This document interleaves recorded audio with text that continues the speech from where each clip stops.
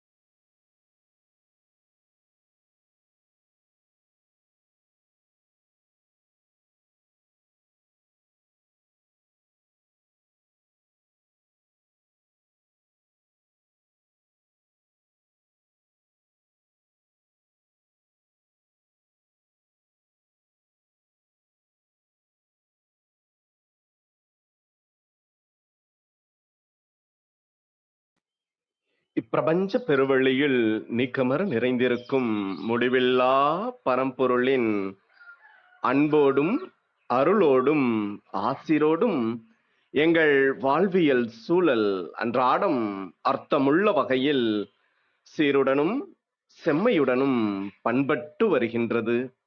இதனால் இச்சமூகத்தின் சீரிய சிறந்த முன்மாதிரிகளாக நாங்கள் திகழ்வதோடு நில்லாமல் பல்வேறு சாதனைகளையும் அதன் வாயிலாக சரித்திரங்களையும் படைக்கும் அற்புத படைப்பாளிகளாக பரிணமிப்போம்.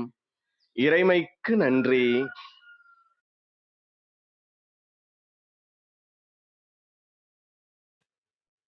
இனிய வணக்கங்கள் அன்பு நண்பர்களே. மீண்டும் ஒரு புத்தம் புதிய நன்னாள் இறைமையின் வரமாக நமது தளத்தின் 386வது நிகழ்விற்கு உங்கள் ஒவ்வொருவரையும் அன்புடன் வரவேற்பதில் பெருமகிழ்வு கொள்கின்றது சரித்திரம் படைப்போம் தளம். இந்த நாள் உங்களுக்கு ஆக சிறந்த நன்னாளாக அமைந்திடவும், நீங்கள் அடியெடுத்து வைக்கும் ஒவ்வொரு முயற்சிகளும் உங்களுக்கு ஆக சிறந்த வெற்றிகளை பரிசளிக்கவும் அன்பின் வாழ்த்துக்களை பகிர்ந்து கொள்வதில் பெருமகிழ்வு கொள்கின்றோம் நாங்கள். அன்பிற்கினிய நண்பர்களே, இந்த வாரம் முழுக்க நாம் பாராட்டுவோம் என்ற ஒரு அற்புதமான தொகுப்பின் கீழ் நமது சிந்தனைகளை செழுமைப்படுத்தி வருகின்றோம். ஒவ்வொரு மனித உள்ளமும் பாராட்டுக்காக இயங்கக்கூடிய ஒன்றாக இருக்கின்றது. சக மனிதர்களை நாம் எந்த அளவிற்கு கொண்டாடுகின்றோம், சக மனிதர்களோடு எந்த அளவிற்கு நாம் இயைந்து வாழ்கின்றோம், சக மனிதர்களோடு வாழ்வியல் சூழலில் எவ்வாறு நாம் தோள் கொடுப்பவர்களாக, அவர்களை கொண்டாடுபவர்களாக மாற்றம் பெறுகின்றோம் என்பது நமக்கே நமக்கான சிந்தனை களமாக எப்பொழுதும் இருக்கின்றது. இன்று நாம் குழந்தைகளை பாராட்டுவோம் என்ற ஒரு அற்புதமான தலைப்பின் கீழ் நமது மைய சிந்தனை களமாக நாம் சிந்திக்க இருக்கின்றோம். குழந்தைகள் இறைமையின் வரத்தால் நமக்கு கொடுக்கப்பட்ட அன்பு பரிசுகளாக இந்த பூ உலகில் எதிர்கால தலைவர்களாக வளர்கின்றார்கள், வாழ்கின்றார்கள். எப்பொழுதும் குழந்தைகள் நம்மை தேர்ந்து கொண்டார்கள் என்று குறிப்பிடுவார்கள். நாம் அவர்களை தேர்ந்து கொள்ளவில்லை, குழந்தைகள்தான் நம்மை தேர்ந்து கொண்டார்கள் என்று குறிப்பிடுவார்கள். நாம் நமது குழந்தைகளுக்கு எந்த அளவிற்கு ஆசீர்வாதத்தை அள்ளி வழங்குகின்றோம், அன்பை பாராட்டுகின்றோம், நட்பினில் திளைக்கின்றோம், ஒரு சக மனிதர்களாக நம்முடன் இணைந்து பயணிக்கக்கூடிய நண்பர்களாக நாம் எந்த அளவிற்கு அவர்களை மதிப்பிடுகின்றோம், அல்லது வார்த்தைகளால் அவர்களை அடிக்கடி காயப்படுத்துகின்றோமா, அல்லது ஒவ்வொரு செயல்முறைகளால் அவர்களை நாம் கடினப்படுத்துகின்றோமா, நமக்கும் அவர்களுக்குமான இடைவெளி எந்த அளவிற்கு இருக்கின்றது என்பது குறித்த ஒரு அற்புதமான சிந்தனை களத்தை இன்று நம்மிடையே விதைக்க இணைகின்றார் அன்பு ஞான ஆசிரியர் ஐயா தியாகராஜன் அவர்கள். எப்பொழுதும் அந்தந்த வயதினருக்கு ஏற்றாற்போல் தம்மை வடிவமைத்துக் கொள்வதில் வல்லவராக இருப்பவர் அன்பு ஐயா அவர்கள்.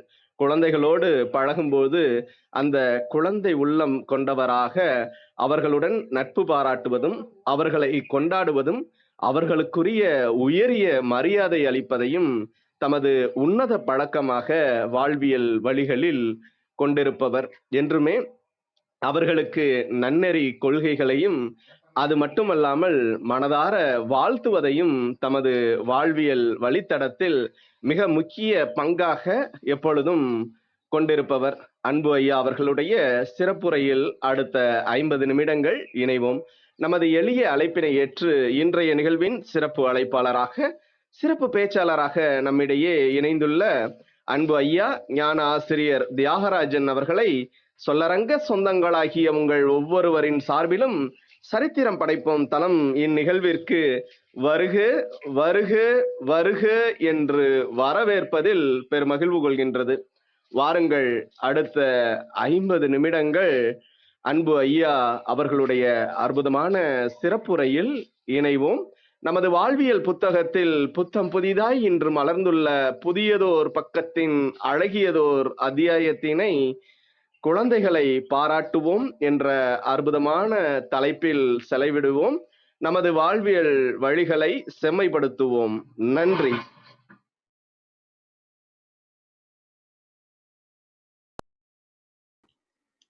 மிக்க மகிழ்ச்சிங்கய்யா. எல்லாம் வல்ல இறைவனுடைய திருவருளால் இந்த நல்ல நிகழ்வு இன்று சிறப்புற இருக்கிறது.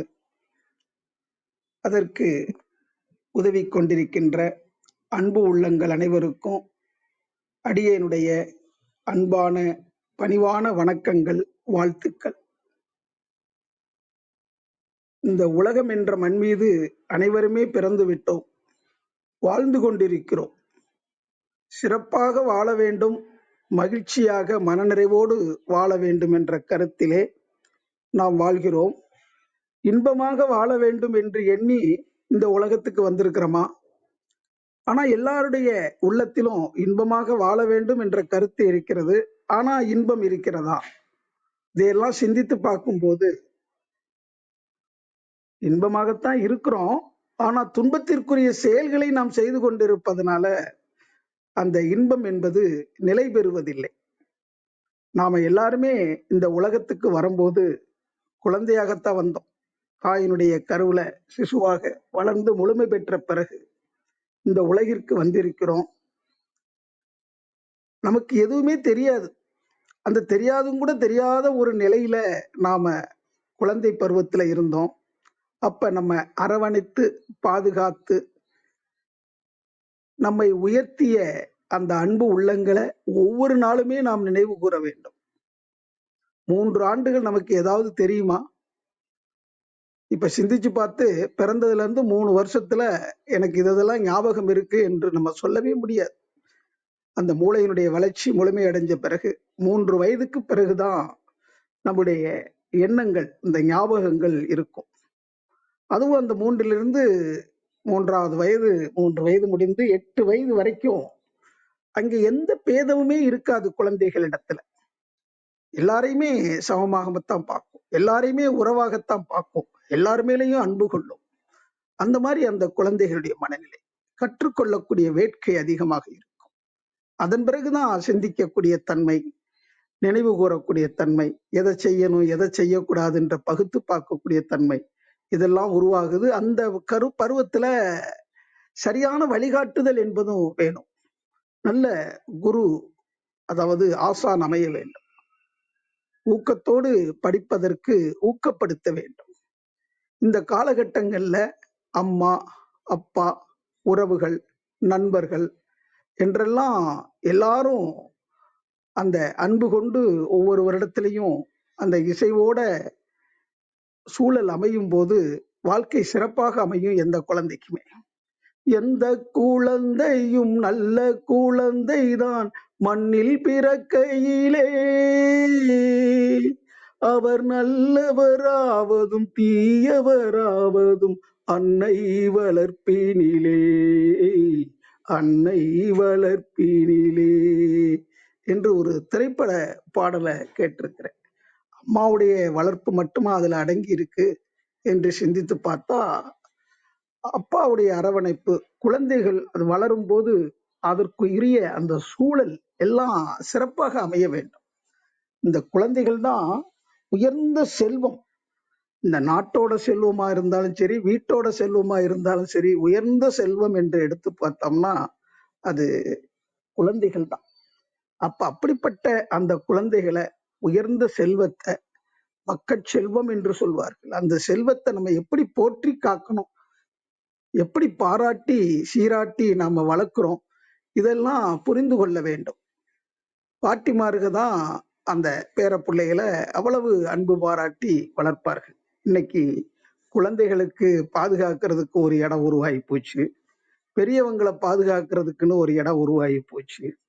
இப்ப அந்த பெரியவங்களும் குழந்தைகளும் ஒன்றா இருக்கக்கூடிய அளவுல ஒரு இடம் உருவானா எப்படி இருக்கும்? ம்? குழந்தைகளை வளர்க்கறது, பொறுப்போட வளர்க்கறது யாரு? பெற்றோர்கள் கடமைன்னு சொல்லிட்டு பொருள் சம்பாதிக்க போய் கொண்டிருக்கும் போது இன்னைக்கு ஆண் பெண் இருவருமே பொருள் வேட்கையில ஓடிக்கொண்டிருக்கிறாங்க. அப்ப குழந்தைகளை யார் பாதுகாப்பது? அவங்களுக்குரிய அந்த பண்பை யார் வளர்ப்பது? அவங்களுக்குள்ள திறமைகளை எப்படி வெளிக்கொண்டு வருவது என்றெல்லாம் நாம சிந்தித்து பார்த்தா, குழந்தைகளை பொதுவாக வளர்க்கக்கூடிய ஒரு கட்டாயத்துல இன்னைக்கு சமுதாயம் உருவாகி கொண்டிருக்கிறது. குழந்தைகளை பொதுவாக வளர்க்க வேண்டும். எந்த இன சாதி பாகுபாடெல்லாம் இருக்கக்கூடாது. அந்த மாதிரி அந்த குலபேதங்கள்லாம் இல்லாம ஒற்றுமையாக வளர்ந்தாலே போதும். நாட்டுல ஒரு சிறப்பு இருக்கும். அந்த வளரக்கூடிய சீர்மை, இயக்க சீர்மையை நாம் உணர வேண்டும். அதே மாதிரி அந்த குழந்தைகளுக்கு நல்லது கெட்டதை எடுத்து சொல்லி நலமளிக்கக்கூடிய கல்வியை ஊக்கப்படுத்த வேண்டும். அந்த குழந்தைகள் வளர்ச்சி அடையும் போதே அவங்க எந்த தொழில்ல அவங்க சிறப்பு நிலை பெறுவார்கள் என்ற அளவுல அவருடைய அந்த ஊக்கத்தை கவனித்து தொழில் அறிவையும் உணர்த்த வேண்டும். அதே மாதிரி நல்லொழுக்க வாழ்க்கைக்கு வித்திடுதலும் வேண்டும். உயர்ந்த ஒரு பண்பு என்றால் ஒழுக்கம். அந்த நல்லொழுக்க கல்வியை குழந்தை பருவத்திலேயே குழந்தைகளுக்கு ஊட்ட வேண்டும். நாம வாழ்ந்து கொண்டிருக்கின்ற இந்த இயற்கையை மதிக்க வேண்டும். நாட்டு நலம் கருதி செயல் புரியக்கூடிய ஆர்வத்தை நாம் ஊக்கப்படுத்த வேண்டும். இதெல்லாம் சிறப்பாக இருக்க வேண்டும் என்று சொன்னால் வளரக்கூடிய சூழலும் வளர்க்கிறவங்களும் சரியா இருக்கணும். குழந்தைங்க பேச்சை கேட்டுலாம் வளர்றது இல்லை, ஆலோசனைகள் அறிவுரைகளை கேட்டுலாம் வழங்குதல். அது வளரக்கூடிய சூழல்ல மற்றவர்களை பார்த்துத்தான் வளருது அப்படிங்கிறத புரிந்து கொள்ள வேண்டும். ஒரு போலந்து நாடு ஒரு சிறிய நாடுதான். அந்த நாட்டுல நாடு காத்த சிறுவன், அதாவது நான் 4ஆம் கிளாஸ் படிக்கும் போது அந்த புத்தகத்துல அந்த கதை இருக்குன்னு நினைக்கிறேன். அது சரியா ஞாபகத்துக்கு வரல. இருந்தாலும் அந்த ஹாலந்து நாட்டுல அந்த தேசம் கடல் மட்டத்துக்கு கீழே இருக்கக்கூடிய தேசம். அதனால கடல் தண்ணீர் உள்ள போகாம இருக்கிறதுக்கு அப்படியே ஒரு தடுப்பணை மாதிரி கட்டி வச்சிருந்தாங்களாம். அந்த கடற்கரை ஓரமாக ஒரு சிறுவன் நடந்து சென்று கொண்டிருக்கும் போது அணையிலிருந்து ஒரு வெடிப்பு, அதுல துவாரம், அதுல தண்ணீர் வழியிறத கசிஞ்சு வர்றத பார்த்திருக்கிறான். உடனே அந்த துவாரத்தை அந்த பையன் கையால பொத்திக்கிட்டு, அந்த நாடு எப்படி குளிர் பிரதேசம்னு தெரியும், அந்த குளிர்லையும் அந்த இரவு முழுக்க அப்படியே விடிய விடிய அந்த தண்ணி வெளியேறாம தடுத்திருக்கிறான். அப்புறம் விடிய காலத்துல அந்த ஊருக்காரவங்க பார்த்து அந்த தண்ணியை வெளியே வராம இருக்கிறதுக்கு என்ன செய்யலாம் பார்த்து ஆவணம் செஞ்சிருக்கிறாங்க. அப்படி தண்ணீர் வடிகிறத அவன் தடுக்காட்டா அந்த நாடு என்ன ஆயிருக்கும் அப்படிங்கிறதெல்லாம் சிந்தித்து பார்க்கும்போது அந்த பையனுக்கு நாடு காத்த சிறுவன்னு சொல்லி கௌரவப்படுத்தி இன்னைக்கு அந்த பகுதியில ஒரு சிலையும் கூட வச்சிருக்காங்களாம். அந்த ஹாலந்து நாட்டுக்கு போனவங்க பார்த்துட்டு சொன்னா சரிதான்.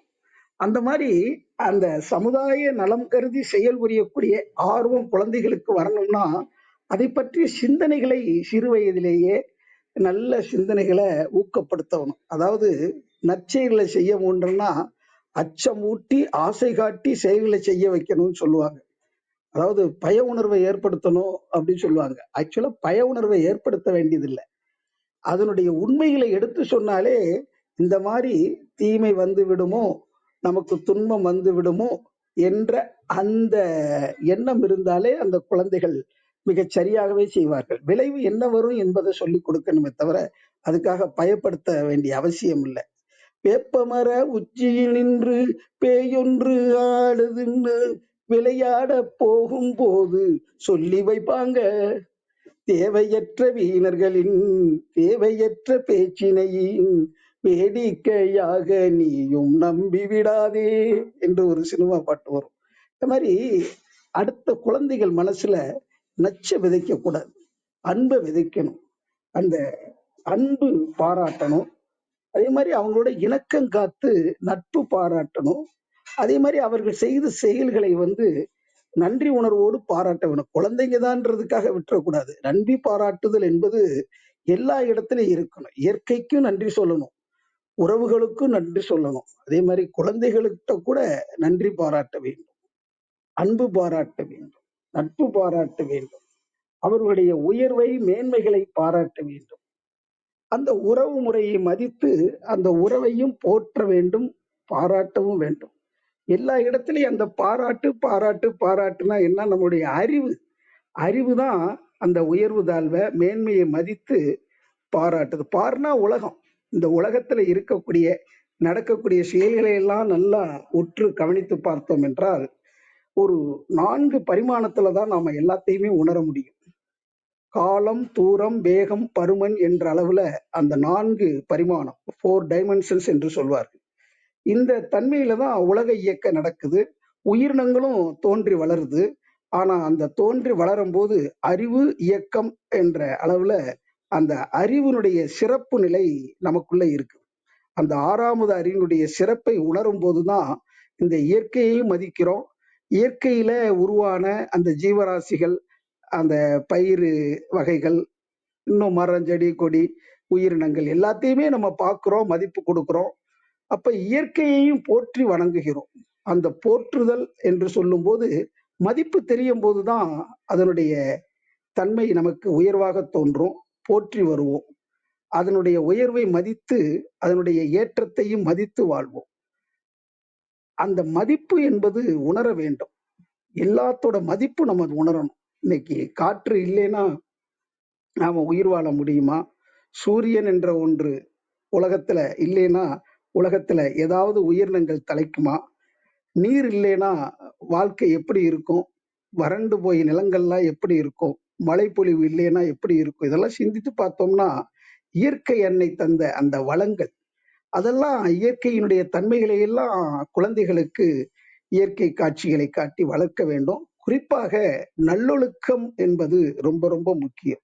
சிறு வயசு குழந்தைங்கள்ட்ட சீக்கிரம் எழுந்திருக்கிறத பத்தியும், அம்மா அப்பா தான் எல்லாமே தெய்வம்னு அந்த குழந்தை நினைக்கும். அன்னையும் பிதாவும் முன்னறி தெய்வம் என்ற அளவுல. அப்ப கூட இருக்கிறவங்க அம்மா அப்பாவுக்கு வணக்கம் சொல்லணும் அப்படின்னு சொல்றதை விட அவங்க அம்மா அப்பாவுக்கு வணக்கம் சொல்ற அந்த முறைகளை பார்க்கும்போது, ஓ, தாத்தா பாட்டி கூட அவங்க அம்மா அப்பாவை காலைல எந்திரிச்சோ நினைச்சு வணங்குறாங்க. அப்ப நம்ம அப்பாவும் அவங்க அம்மா அப்பாவை காலை தொட்டு கும்பிட்டு வணங்குறாரு. நாமும் நம்ம அம்மா அப்பாவை காலையில எழுந்த உடனே வணக்கம் சொல்லி அவங்கள பாதத்தை தொட்டு வணங்கணும். வெளியில போகும்போது அவங்கள்ட்ட ஆசீர்வாதம் வாங்கிட்டு போகணும்.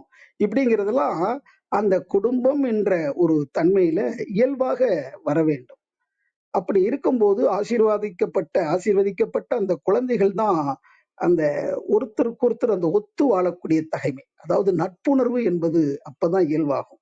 குடும்பத்துல அந்த நட்பு இருக்கணும். கணவன் மனைவிக்கிடையே நட்பு இருக்கணும். குழந்தைகளுக்கும் பெற்றோர்களுக்கும் இடையிலையும் அந்த நட்பு என்பது இருக்க வேண்டும்.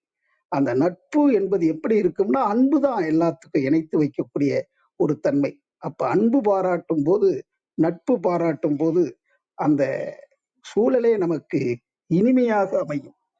அதனால இல்லறத்துல ஆண் பெண் என்று சொல்லக்கூடிய அந்த கணவன் மனைவி இருவருமே ஒற்றுமையாக இருக்க வேண்டும். அவர்களுக்குள்ள அந்த ஒற்றுமை குலைந்து அவர்களுக்குள்ள பிணக்கு ஏற்பட்டது என்றால் அது சாபமாக மாறிடும், அல்லது உடல்ல நோயாக வரும். கணவனுக்கோ மனைவிக்கோ நோய்த்தன்மை உருவாகலாம், இல்ல பாதிப்பு ஏற்படலாம். ரோடு ஆக்சிடென்டா கூட சில இடத்துல முடியுது. இதெல்லாம் சாபமாக மாறிவிடும். அதனால ஒருத்தருக்கொருத்தர் அந்த தகைமையோடு விட்டு கொடுக்கக்கூடிய நல்ல பண்போடு குழந்தைகளை வளர்க்கணும். அதுக்கு முதல்ல அவங்க பண்பாட்டோட இருக்கணும். இந்த சமுதாயத்துல இணக்கங்காத்து வாழ்தல் என்ற அளவுல இன்ப ஊற்று இருவரிடையே நிலைத்திருக்க வேண்டும் என்றால் அன்பு பெருக வேண்டும். அன்பு ஊற்று, அந்த அன்பு ஊற்று இருந்தா அங்கே இன்ப ஊற்று என்பது பெருகிக் கொண்டே இருக்கும். அப்ப குடும்பத்துல பெற்றோர்கள் நலம் அப்படின்னு சொல்லும்போது அதுதான் பிள்ளைகளுடைய வளமாக அமைகிறது. பெற்றோர் என்று சொன்னா எதையுமே நம்ம பெறும் பொழுது நம்ம பெற்றோர்களாகிறோம். இப்ப நல்ல ஒரு தன்மையில நமக்கு யாராவது ஒன்ன கொடுக்குறாங்கன்னா அவங்க கொடுக்குறவங்க, நம்ம வாங்குறவங்களை என்ன சொல்றோம்? பெற்றோர்னு சொல்றாங்க. அப்ப நம்மளை பெற்றோர் ஆக்கியது யாரு? குழந்தைகள் தான். குழந்தைகள் நம் மூலமாக வரவில்லை என்றால் நாம எப்படி பெற்றோராக இருக்க முடியும்? அப்ப பெற்றோர் எப்படி வைக்கணும்? அதனுடைய மதிப்பு உணர வேண்டும் முதல்ல. அப்ப பொருள வாங்கிட்டா மட்டும் போதாது. அதை எப்படி பயன்படுத்தணும்? சமுதாயத்துக்கு அது நல்ல விதமா எப்படி அத பன்மடங்கு ஒரு கருவி வாங்குறோம்னா, அத பயன்படுத்தணும். அது பயனுடையதாக இருக்க வேண்டும். விளைவு நன்மை தருவதாக இருக்க வேண்டும். அதனால குழந்தைகளை பெற்றால் மட்டும் போதுமா? அவங்க எப்படி வளர்க்கணும்? அவங்க எப்படி சிறப்பு சான்றோனாக்குவது தந்தைக்கு கடனே என்று சொல்வார்கள். அதே மாரி ஈன்ற பொழுதில் பெரிதுவக்கும் தன் மகனை சான்றோன் எனக் கேட்ட தாய் என்று. பெற்றபோது கூட அவ்வளவு உவகை இல்லையாம். அந்த குழந்தை வளர்ந்து மத்தவங்க மற்றவர்களுக்கு சான்றாக இருக்கிறான் அவன் அப்படின்னு சொல்லும்போது, அந்த பேருவகை என்பது தாய்க்கு மனதை குளிர வைக்கும். அந்த வகையில நம்ம குழந்தைகளுடைய வளர்ப்பு என்பது மிக மிக அவசியமாக இருக்கிறது. அவங்க வளரக்கூடிய சூழல்ல அந்த குடும்ப உறவு, நட்புறவு எல்லாமே தான் இருக்கும். அப்ப குடும்பத்துல முத அந்த தூளி கட்டும்போது என்ன பண்றாங்க? தாயோட புடவையவோ, இல்லது தாய் மாமனுடைய வேட்டியவோ வாங்கி தான் தூளி கட்டுறாங்க. அப்ப அந்த பரிசம், அந்த வாசம் அந்த குழந்தைக்கு ஒரு தூய ஒரு அன்பு நிலையை உருவாக்குது. ஒரு பாதுகாப்ப தூண்டுது. தாய் மாமன் நமக்கு பாதுகாப்பு குடுப்பாரு. அம்மா பாதுகாப்பு குடுப்பாரு. அப்பா வந்து தோள் மேலயும், மார் மேலயும் அப்படியே மேல போட்டுக்கிட்டு கூட தூங்கிடுவாரு சில நேரத்துல. குழந்தையோட தலை கூட முட்டி, அப்படியே பல்லு இடிச்சா கூட, அவருக்கு ரத்தம் வந்தாலும் குழந்தையுடைய தலையில ஏதாவது அடிபட்டிருக்கான்னு தான் அம்மாவோ, அப்பாவோ பார்ப்பாங்க. அந்த அளவுக்கு அந்த குழந்தைய தரையில கூட போட்டுறக்கூடாதுன்னு, அந்த அளவுக்கு நம்மளை எல்லாம் பாராட்டி, சீராட்டி வளர்த்துருக்காங்க. அப்ப அந்த அன்பு உள்ளங்கள எப்பொழுதுமே நினைவு கூரணும். நம்ம வளர்ந்தாலும் நாம இப்ப குழந்தைகளாகத்தான் இருக்கிறோம். ஊக்கத்தோடு படித்தோர்கள் உயர்ந்தோரானார் பலர். அந்த நோக்கத்தோடு கல்விதனை நன்றாய் கற்றுத் தேர்ந்திடுவோம் என்று ஆசான் அருட்தந்தை வேதாத்திரி மகரிஷி அவர்கள் குறிப்பிடுவார்கள். அப்ப வளர்க்கும் போது அந்த கல்விக்கூடங்கள்ல குழந்தைகளை விடும்போது ஊக்கத்தோடு படிப்பதற்கு நாம அவங்கள பாராட்டணும். அந்த பாராட்டுதல் இருந்தாலே போதும் அந்த குழந்தைகள் உயர்வடைவார்கள். அதற்கு தக்க சூழல் உருவாக வேண்டும். அம்மா கொடுக்கும் ஆகாரம் அளவாய் உண்ண வேண்டும், அதை சும்மா அதிகம் சாப்பிட்டால் சுகத்தை கெடுக்கும் அறிந்திடுவோம். குழந்தைகளுக்கு அந்த ஸ்நாக்ஸ் தேவையில்லாத பண்டங்களை வாங்கி கொடுக்குறோம் பாருங்க, அதெல்லாம் தவிர்க்கணும். எந்த உணவு சத்தான ஆகாரம்னு பார்த்து அம்மாமார்க அந்த குழந்தைகளுக்கு கொடுக்கணும். குழந்தைகளும் அதை உணரணும். அம்மா கொடுக்கக்கூடிய ஆகாரத்தை நம்ம சாப்பிடணும், தேவையில்லாத சாப்பிடக்கூடாது. நமக்கு என்ன தேவையோ பிறந்ததுல இருந்து இன்னைக்கு வரைக்கும் பார்த்து பார்த்து கொடுத்துக்கிட்டு இருக்கிறவங்க, அம்மா கொடுத்தா அது சரியா தான் இருக்கும் அப்படிங்கிற அந்த நம்பிக்கை அந்த குழந்தைகள் மனசுல இருந்துச்சுன்னா, அம்மா என்ன கொடுத்தாலும் இது இவ்வளவு போதுமா அப்படின்னு சொன்னா அதோட நிறுத்திக்கணும். அதே மாதிரி அம்மா கொடுக்கும் ஆகாரம் அளவாய் உண்ணணும். அம்மா எனக்கு போதுன்னா போதும்னு சொல்லணும். அந்த அளவுக்கு அந்த குழந்தைகளுடைய தன்மையை, அவங்களுடைய விருப்பத்தை கூர்ந்து உணர்ந்து தேவைகளை நிறைவேற்றி கொடுக்க வேண்டியது பெற்றோர்களுடைய கடமையாக இருக்கிறது.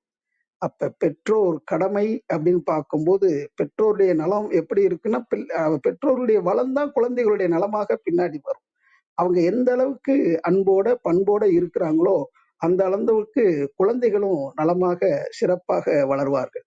அவர்கள் வாழக்கூடிய சூழல்ல அவங்களுக்கு எல்லாமே இசைவாக இருக்கிறதான்னு பார்க்கணும். இன்னைக்கு சமுதாயத்துல பள்ளிக்கூடத்துல போறாங்க, சமுதாயத்துல பல நண்பர்களோட பழகுறாங்க. இன்னைக்கு உலகத்துல அப்படியே விரிந்து பார்த்தா எப்படி இருக்கு பாருங்க. பள்ளிக்கூடத்து பிள்ளைங்க டாஸ்மாக் சரக்க வாங்கி குடிச்சிட்டு போய் அங்க இங்கே பஸ் ஸ்டாண்ட விழுந்து கிடக்குது அப்படிங்கிறதெல்லாம், அது டீ பார்ட்டி சாப்பிட்றது மாதிரி இன்னைக்கு இந்த பார்ட்டி எல்லாம் வைக்கிறாங்க. இப்படிங்கிறதெல்லாம் செய்தித்தாள்கள்ல அந்த செய்தியை பார்க்கும் போதே மனசு பதபதைக்குது. இது ஆண் பிள்ளைகள் மட்டுமல்ல, பெண் பிள்ளைகளும் சேர்ந்து இந்த மாதிரிலாம் செயல் செய்யறாங்க அப்படின்னு சொல்லும் போது, அதே மாதிரி இன்னைக்கு குட் டச், பேட் டச், எங்க தொடக்கூடாது, எங்க தொடணும் அப்படிங்கிற மாதிரிலாம் சொல்லி கொடுக்குறாங்க. ஆனா ஒரு குறிப்பிட்ட பருவம் வந்த பிறகு பிள்ளைங்க சொல்லணும், டோன்ட் டச்னு, என்ன தொடாதேன்னு சொல்லணும். தொட்டு பேசுவதே மறுக்கப்பட வேண்டும்.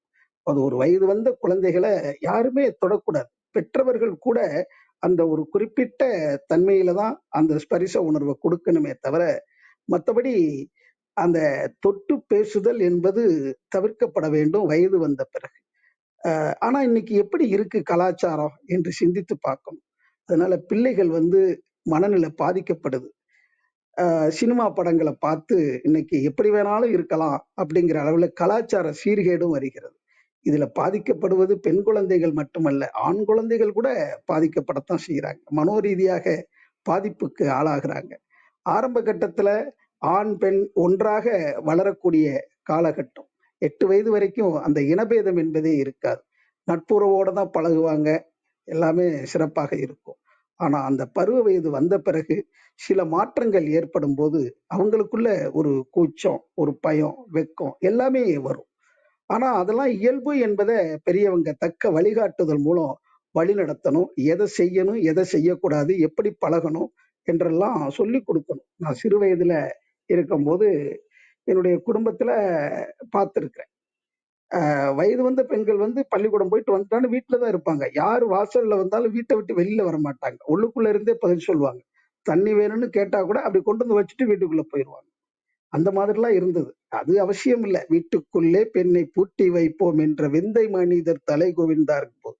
அப்ப அந்த பெண்களுக்கு எப்படி அளவோட முறையோட பழகணுன்ற அந்த நன்னெறிய கத்துக் கொடுக்கணும். எல்லாருக்கும் தான். அதே மாதிரி ஆண் குழந்தைகளா இருந்தாலும் யார்கிட்ட எப்படி பழக வேண்டும் என்ற அந்த நல் ஒழுக்க கல்வி என்பது இன்னைக்கு அவசியம். தனியாக குழந்தைகள், அதாவது வயது வந்த குழந்தைகள் சந்தித்து பேசுவதை தவிர்க்கப்பட வேண்டும். பெரியோர்கள் முன்னிலையில பேசிக்கொள்வது தவறல்ல.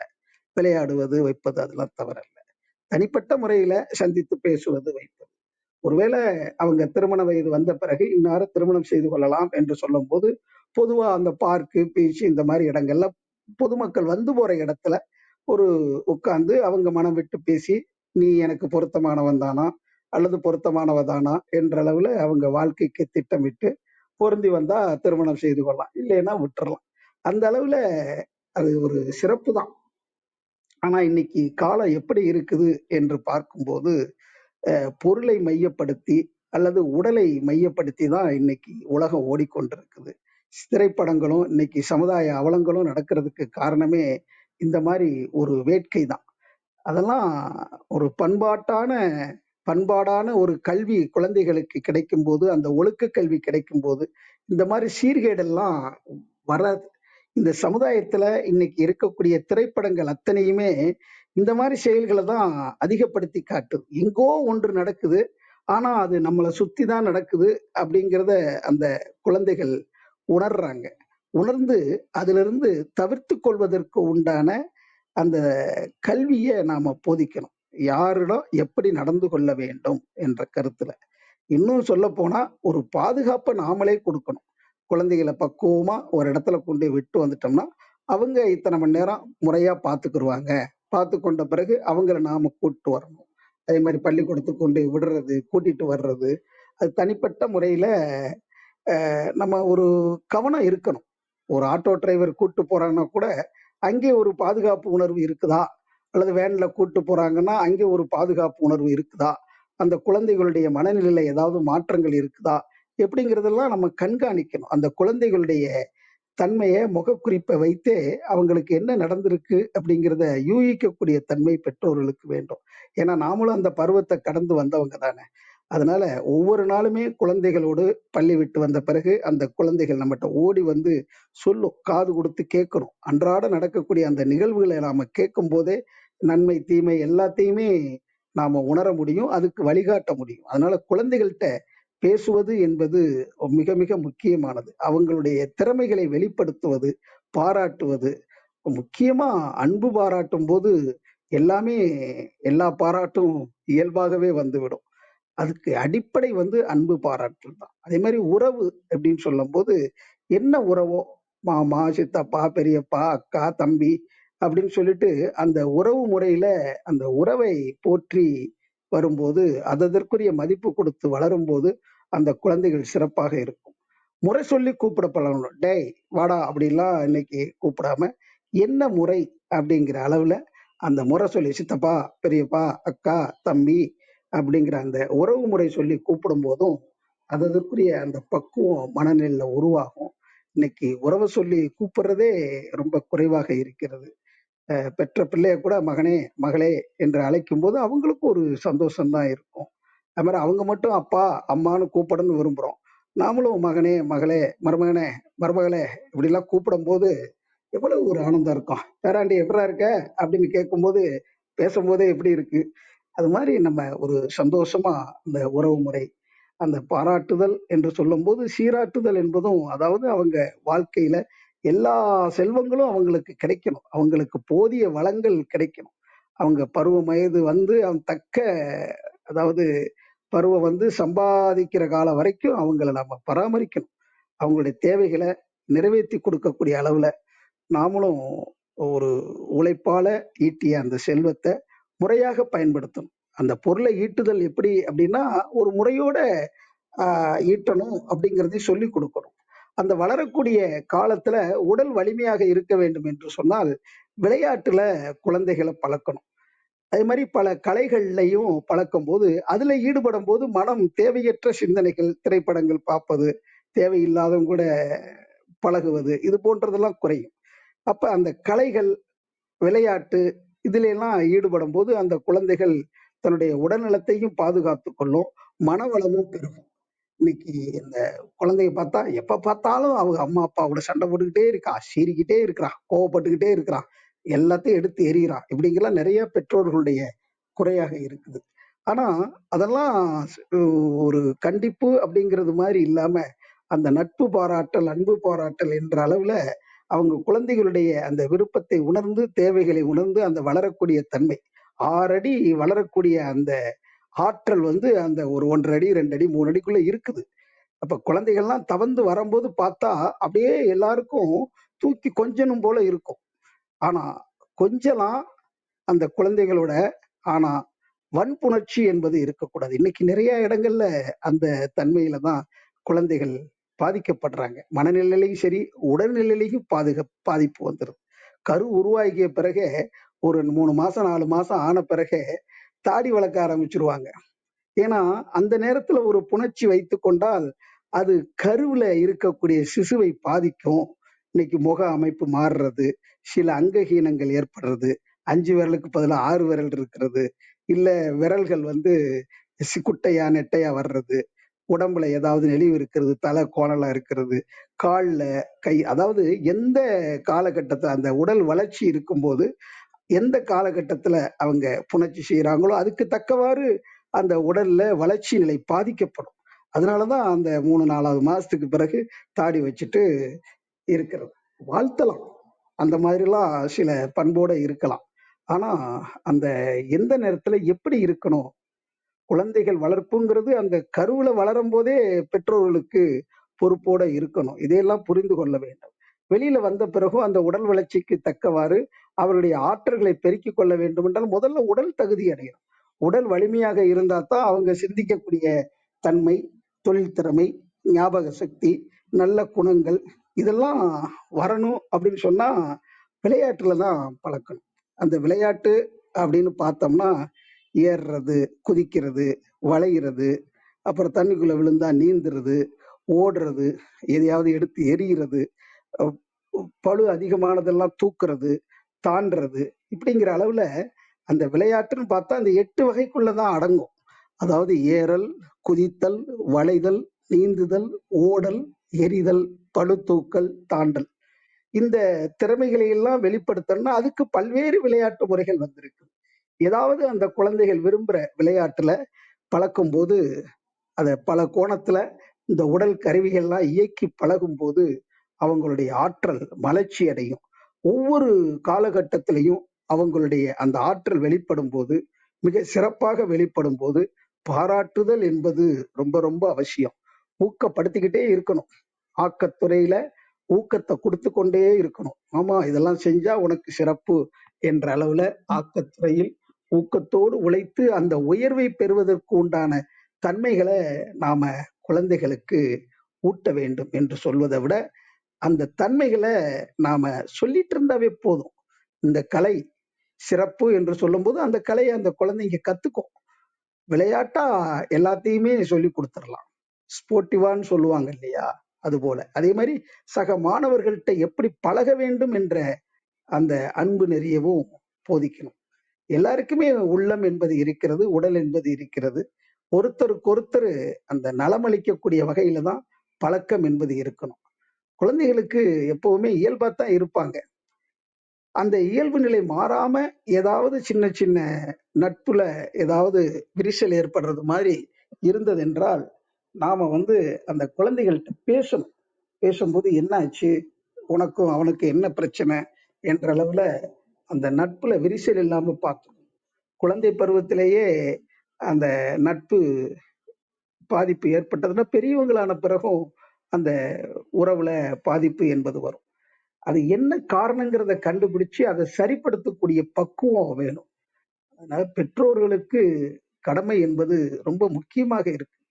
அந்த குழந்தைங்க வளர்ந்து வரக்கூடிய காலத்துல, அதுவும் குறிப்பா பெண் குழந்தைங்களை வளர்க்கறதுன்றது சாதாரண விஷயம் இல்ல. ரொம்ப கவனமாக வளர்க்க வேண்டிய கட்டாயத்துல இன்னைக்கு சமுதாயம் இருக்கிறது. அவங்களுக்கு எதை செய்யணும், எதை செய்யக்கூடாது, எப்படி இருக்கணும் என்ற அளவுல அந்த ஒழுக்க கல்விய கற்றுக் கொடுக்க வேண்டும்.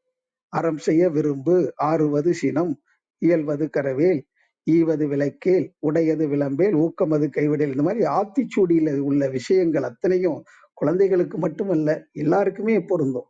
அதே மாதிரி ஒவ்வொருவருமே ஆத்திச்சூடி எழுதியிருக்கிறாங்க. அதாவது ஆனா, அவனா, ஈனா, ஈயனான்ற மாதிரி. அந்த மாதிரி ஒவ்வொருவரும் அந்த கருத்தை உணர வேண்டும். குழந்தைகளுக்கு ஊக்கப்படுத்த வேண்டும். காலையில சீக்கிரம் எந்திரிக்கணும். அப்ப ஒரு பண்பாட்டோட வளரணும். அதே மாதிரி இயற்கையை மதிக்கணும், வணங்கணும். வீட்டுல சாமி கும்பிடுறாங்க, சாமி கும்பிட்டு தான் வெளியில போறாங்க அப்படின்னா, அந்த பண்பாட்டுல அவங்க எப்படி இறை வணக்க முறை செய்யறாங்களோ, அந்த இறை வணக்க முறையவும் அந்த குழந்தைகள் பழகி கொள்ளும் போது, நமக்கு மேல ஒரு சக்தி இருக்குது. அதுதான் நமக்கு பாதுகாப்பை கொடுத்துக்கிட்டு இருக்கு அப்படிங்கிறத உணரணும். அதே மாதிரி உள்ளத்துல அன்போட ஒவ்வொருத்தருடைய வாத்தியார்களும் ஸ்கூல்ல பள்ளிக்கூட ஆசிரியர்கள் சொல்லிக் கொடுக்கக்கூடிய பாடங்களை வீட்டுல படிக்கணும். 1க்கு 2 தடவை படிக்கணும். வீட்டு கணக்கெல்லாம் போட்டு போட்டு பார்த்து எல்லாம் சரியா இருக்கான்னு அம்மா அப்பாட்ட கொடுத்து செக் பண்ணிக்கணும். இப்படிங்கிற மாதிரி அதெல்லாம் சொல்லணும். அதே மாதிரி அந்த பெரியவங்க நாட்டுக்கு உழைத்த நல்லவர்களை எல்லாம் சிந்திக்கிறதுக்குரிய பக்குவத்தை உருவாக்கணும். அதே மாதிரி விஞ்ஞானம், சமுதாய சூழல்ல விஞ்ஞான வளர்ச்சி எப்படி இருக்குது, இந்த பஸ்ஸு, அது இயற்கை வளங்களை எல்லாம் காட்டணும். ராத்திரில நட்சத்திர கூட்டங்களை காட்டணும். அதே மாதிரி கடல், நதி இதெல்லாம் போயிட்டு அதனோட இருக்கணும். கடல்ல அப்படியே போட்டிங் போறது, அதே மாதிரி நீர்ல நீந்துறது, நீர்நிலைகளை பார்க்கறது, இயற்கை வளங்களை எல்லாம் ஒரு உயர்ந்த தன்மையில மலை பிரதேசங்கள்லாம் போய் அதெல்லாம் காட்டுறது. இதெல்லாம் குழந்தைகளுக்கு எக்ஸ்பான்ஸ் த மைண்ட் என்ற அளவுல ஒரு மன விரிவு என்பது வரும். இந்த மலைகளை, மரங்களை, செடிகளை, கொடிகளை, கடலை இதெல்லாம் பார்க்கும்போது ஒரு ஊக்கம் வரும். அதே மாதிரி ஒரு விதைய போட்டு அந்த மரம், செடி, கொடியெல்லாம் எப்படி வளருது, அந்த வளர்ச்சி நிலைகள் எப்படியெல்லாம் இருக்குது அப்படின்னு கண்கூடா பார்க்கும்போது, நாமளும் அப்படித்தான் வளர்ந்து கொண்டு இருக்கிறோம் இயற்கையில அப்படிங்கிறதையும் புரிந்து கொள்ளும். ஒரு சின்ன வயசுல எங்க அப்பத்தா இப்படித்தான் கொல்லைப்புறத்துல வெட்டி இந்த அவரை விதை, வெண்டை விதை, இந்த மாதிரி அந்த கத்திரிக்காய் விதை இதெல்லாம் விதைய போட சொல்லுவாங்க. அந்த கொடி வகைகள், செடி வகைகள்லாம் போடும்போது அது ஒவ்வொரு நாள் நான் போட்ட விதை பத்தியா சீக்கிரம் வளருது, சீக்கிரம் காய்க்குது அப்படிங்கிற மாதிரி அதுக்கு தண்ணி ஊத்துறது, அதை பராமரிக்கிறது, இந்த மாதிரிலாம் அந்த செடி கொடிகளை பராமரிக்கிறதுக்கெல்லாம் அந்த காலத்துல ஒரு ஊக்கம் கொடுத்தாங்க. இந்த மாதிரி அந்த இயற்கையில உள்ள எல்லாத்தையும் நேசிக்கணும். இன்னைக்கு விவசாயி என்பது யார்? தாய் போல நம்மளை உணவெல்லாம் உற்பத்தி பண்ணி, தாய் எப்படி சோறு ஊட்டுறாளோ, அமுது ஊட்டுறாளோ, நமக்கு தேவையான உணவுப் பொருட்களை எல்லாம் உற்பத்தி செய்து கொடுக்கக்கூடிய, உழைத்து பயிர் செய்வித்து நம்மளை வாழ்வித்து கொண்டிருக்கக்கூடிய அந்த விவசாயிக்கு நம்ம எப்பவுமே நன்றி பாராட்ட வேண்டும். அந்த உணவினுடைய பெருமைய, உழைப்பினுடைய மேன்மையெல்லாம் குழந்தைகளுக்கு சொல்லிக் கொடுத்து அதுக்கு ஊக்கப்படுத்த வேண்டும். அப்ப இவங்கெல்லாம் யாரு? விவசாயிகள் யாரு அப்படின்னு பார்த்தா, அவங்கெல்லாம் அற ஊற்றாக இருக்கிறார்கள். இன்றைய உலகத்துல அறம் பெருகி இருக்கிறது என்றால் அதற்கு ஊற்றுக்கண்களாக இருப்பவர்கள் விவசாயிகள் என்பதை உணர வேண்டும். அவங்கெல்லாம் அன்பு வள்ளல்கள். அந்த அன்பு பெருக்கால இதெல்லாம் விளைய வச்சு நமக்கு கொடுக்கலைன்னா, இன்னைக்கு நம்ம யாரு மதிக்கப்பட வேண்டியவங்கன்னா, இன்னைக்கு விஞ்ஞான கருவிகளை சொன்னதை சொல்லிட்டு இருக்கிறாங்க. அதெல்லாம் விட மேன்மை மிக்கவர்கள். நம்ம உயிர் வாழ்றதுக்கு உணவு வேணும். இப்ப எப்படி இந்த காற்று, வெளிச்சம் இதெல்லாம் இல்லைன்னா வாழ முடியாதோ, அதே போல உணவு என்பது மிக மிக முக்கியமானது. அந்த உணவுப் பொருட்களை உற்பத்தி செய்து தரக்கூடிய அந்த அடிப்படையான அந்த உழைப்பாளிகளையும் எப்பவும் மதித்து வணங்க வேண்டும். ஒவ்வொரு தொழிலையும், ஒவ்வொரு தொழிலை செய்யக்கூடியவங்களை எப்படி மதிக்கணுன்றதையும் கத்துக் கொடுக்கணும். நாம ஒருத்தரை பாராட்டும் போதுதான் அவங்க நல்ல தன்மைகளை யார் ஒருத்தர் செய்கிறாரோ அவங்களையும் அந்த பாராட்டக்கூடிய தன்மை வரும். அந்த பொறுக்க முடியாத தன்மை, பொறாமை குணம், போட்டி மனப்பான்மை இதெல்லாம் இருக்கக்கூடாது. போட்டி இருக்கலாம். ஆனா அவங்கவங்க திறமைய அவங்கவங்களுக்கு கொடுக்கக்கூடிய திறமைய வெளிப்படுத்த வேண்டும்.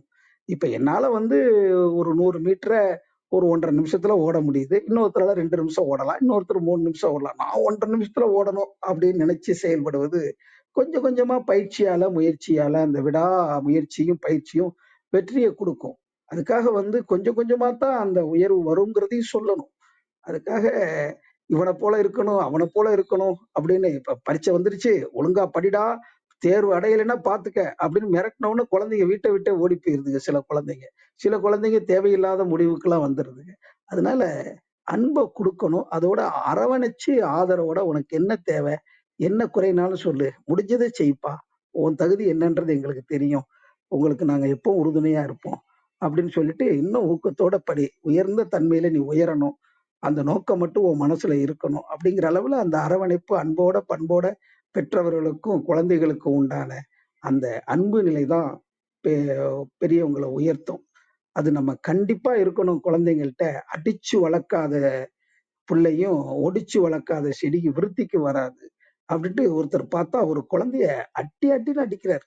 கத்திரிக்காய லேசா எடுத்து தொட்டு பார்த்தா கூட கண்ணி போயிரும். ஒரு பச்சை புள்ளைய, வளரக்கூடிய புள்ளைய இப்படி போட்டு அடிச்சா எப்படிங்க? அப்ப அடிச்சு வளர்க்க சொல்லியிருக்கிறாங்களே அப்படின்னு. அவங்க அடிச்சு வளர்க்க சொல்லல. உண்மையை உணர்த்தி வளர்க்க சொல்லியிருக்கிறாங்க. அது எப்படி நீங்க சொல்றீங்க? அப்படின்னு என்கிட்ட கேட்டாரு. நான் அப்ப சொன்னேன். இப்ப நான் 6 to 7 இந்த தளத்துல பேசிக்கிட்டு இருக்கிறேன். அப்படிங்கிற கருத்து இப்ப கேட்டுக்கிட்டு இருக்கிறவங்களுக்கு தெரியும். எனக்கும் தெரியும். யாரோ ஒருத்தர் சொல்றாரு, இத்தனாம் தேதி 6 to 7 என் கூட இருந்தாரு. நாங்க 2 பேரும் ஜாக்கிங் போனோம் அப்படின்னு உங்ககிட்ட சொல்றாருன்னு வச்சுக்கோங்க. நீங்க சொல்லுவீங்க, நான் அடிச்சு சொல்றேன். நிச்சயமா அவர் ஜாக்கிங் வந்திருக்க மாட்டாரு உங்க கூட.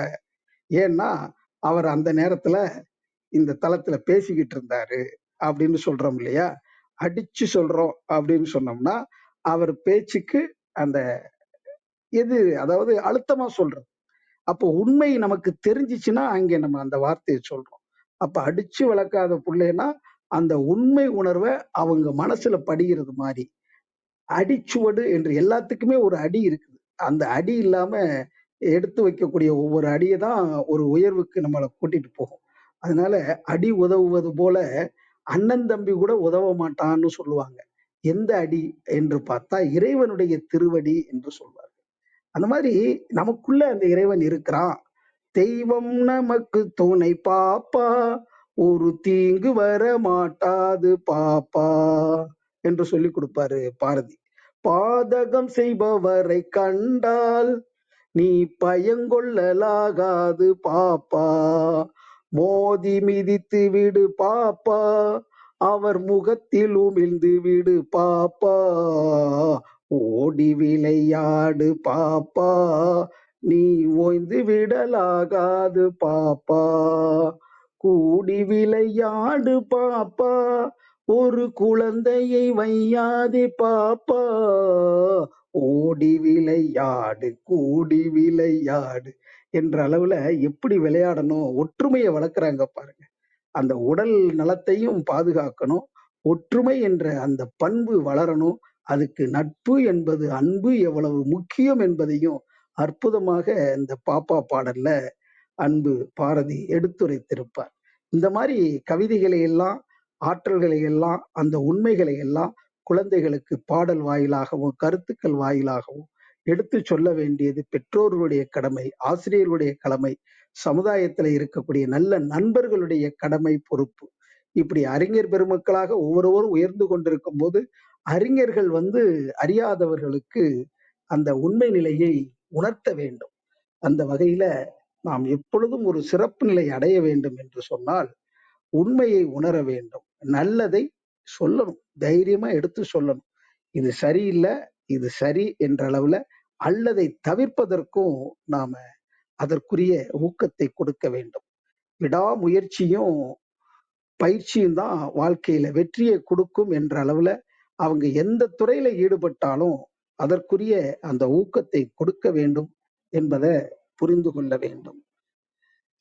இன்னைக்கு அறக்கல்வி குழந்தைகளுக்கு கிடைக்கணும்.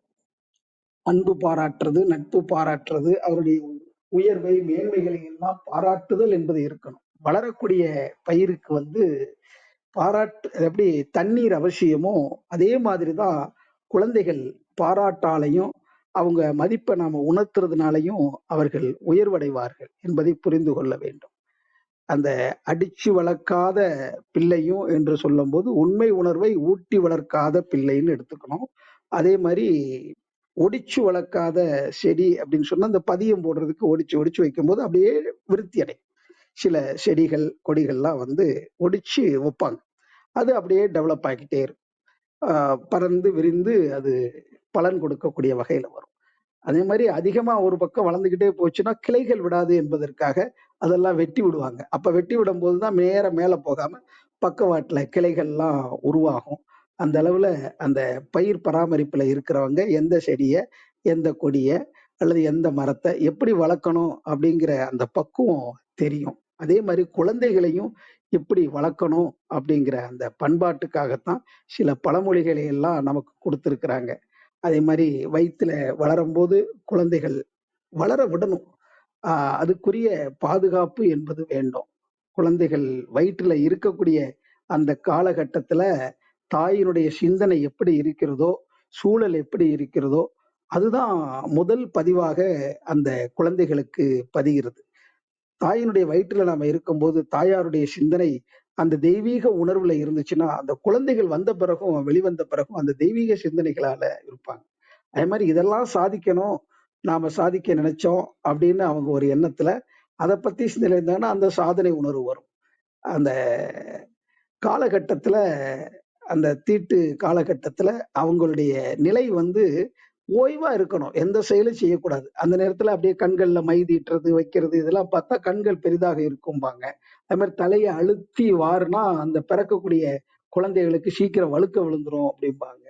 அதனால அந்த காலகட்டத்துல முடிந்த வரைக்கும் அந்த உடல் செல்கள் பாதிப்பில்லாத வகையில நாம எந்த ஒரு அழுத்தமும் உடலுக்கு ஒரு துன்ப உணர்வை கொடுத்துடக்கூடாது.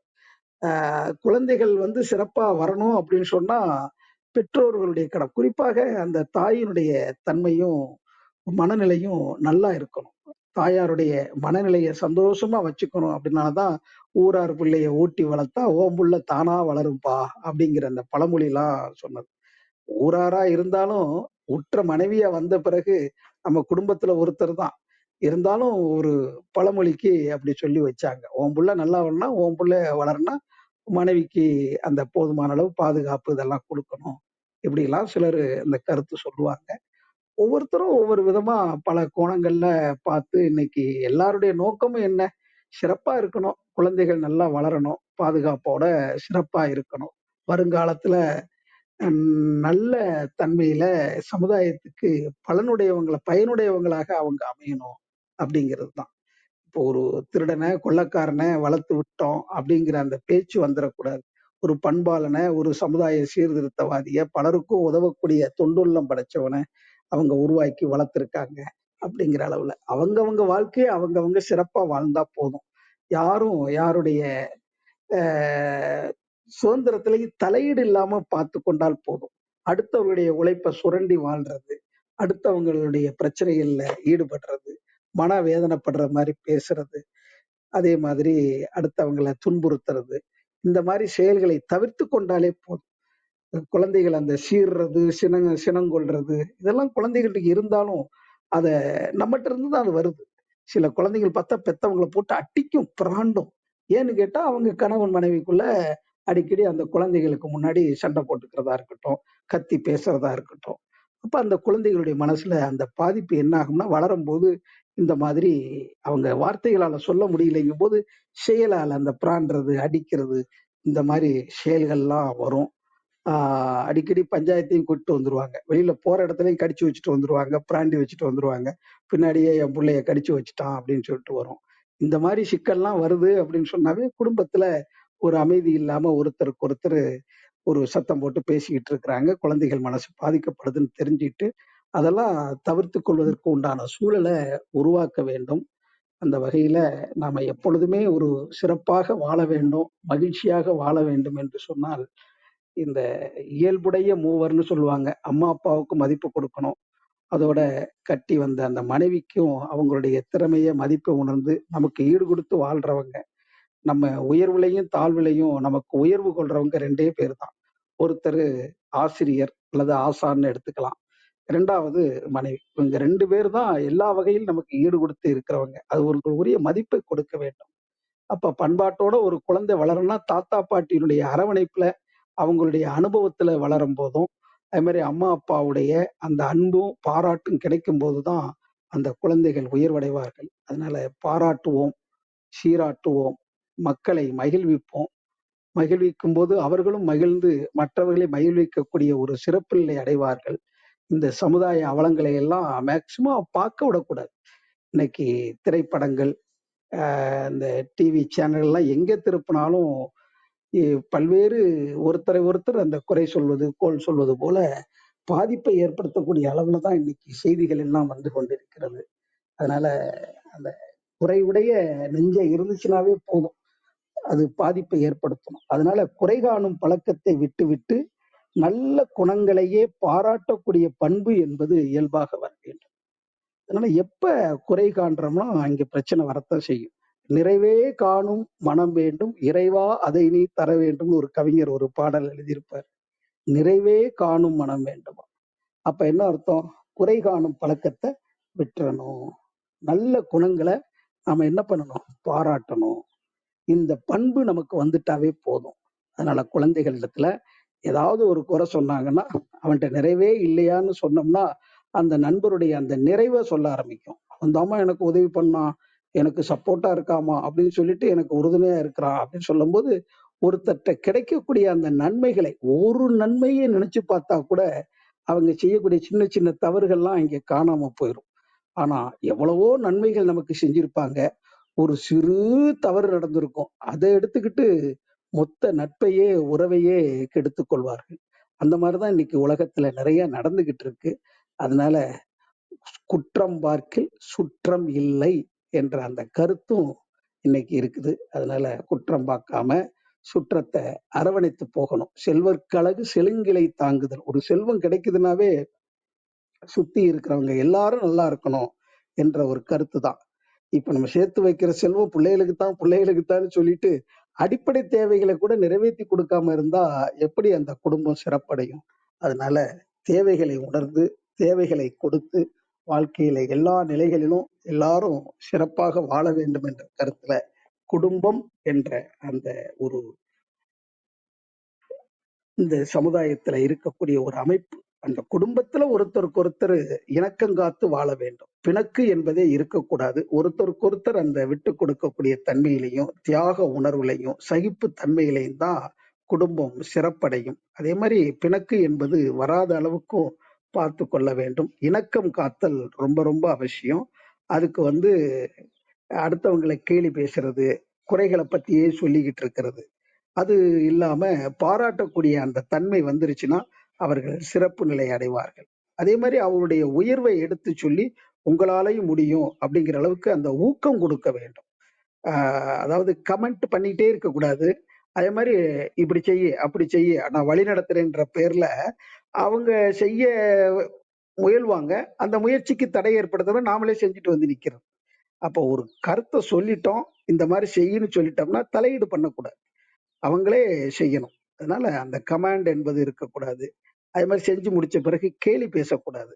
அதுக்கு முன்னாடியே எப்படி செய்யணும், எப்படி செஞ்சா சிறப்பா இருக்கும்னு சொல்லி கொடுக்கலாம். சொல்லி கொடுக்காம செஞ்ச குழந்தைய இன்னும் கொஞ்சம் முயற்சி பண்ணு, இப்படி திருத்தம் வரும், இப்படி செய்யக்கூடாது அப்படின்னு சொல்றதை விட எப்படி செய்யணும் அப்படிங்கிற அளவுல அந்த செயல் திட்டம் தீட்டுறதுக்கு அவங்களுடைய அறிவை பழக்கலாம்.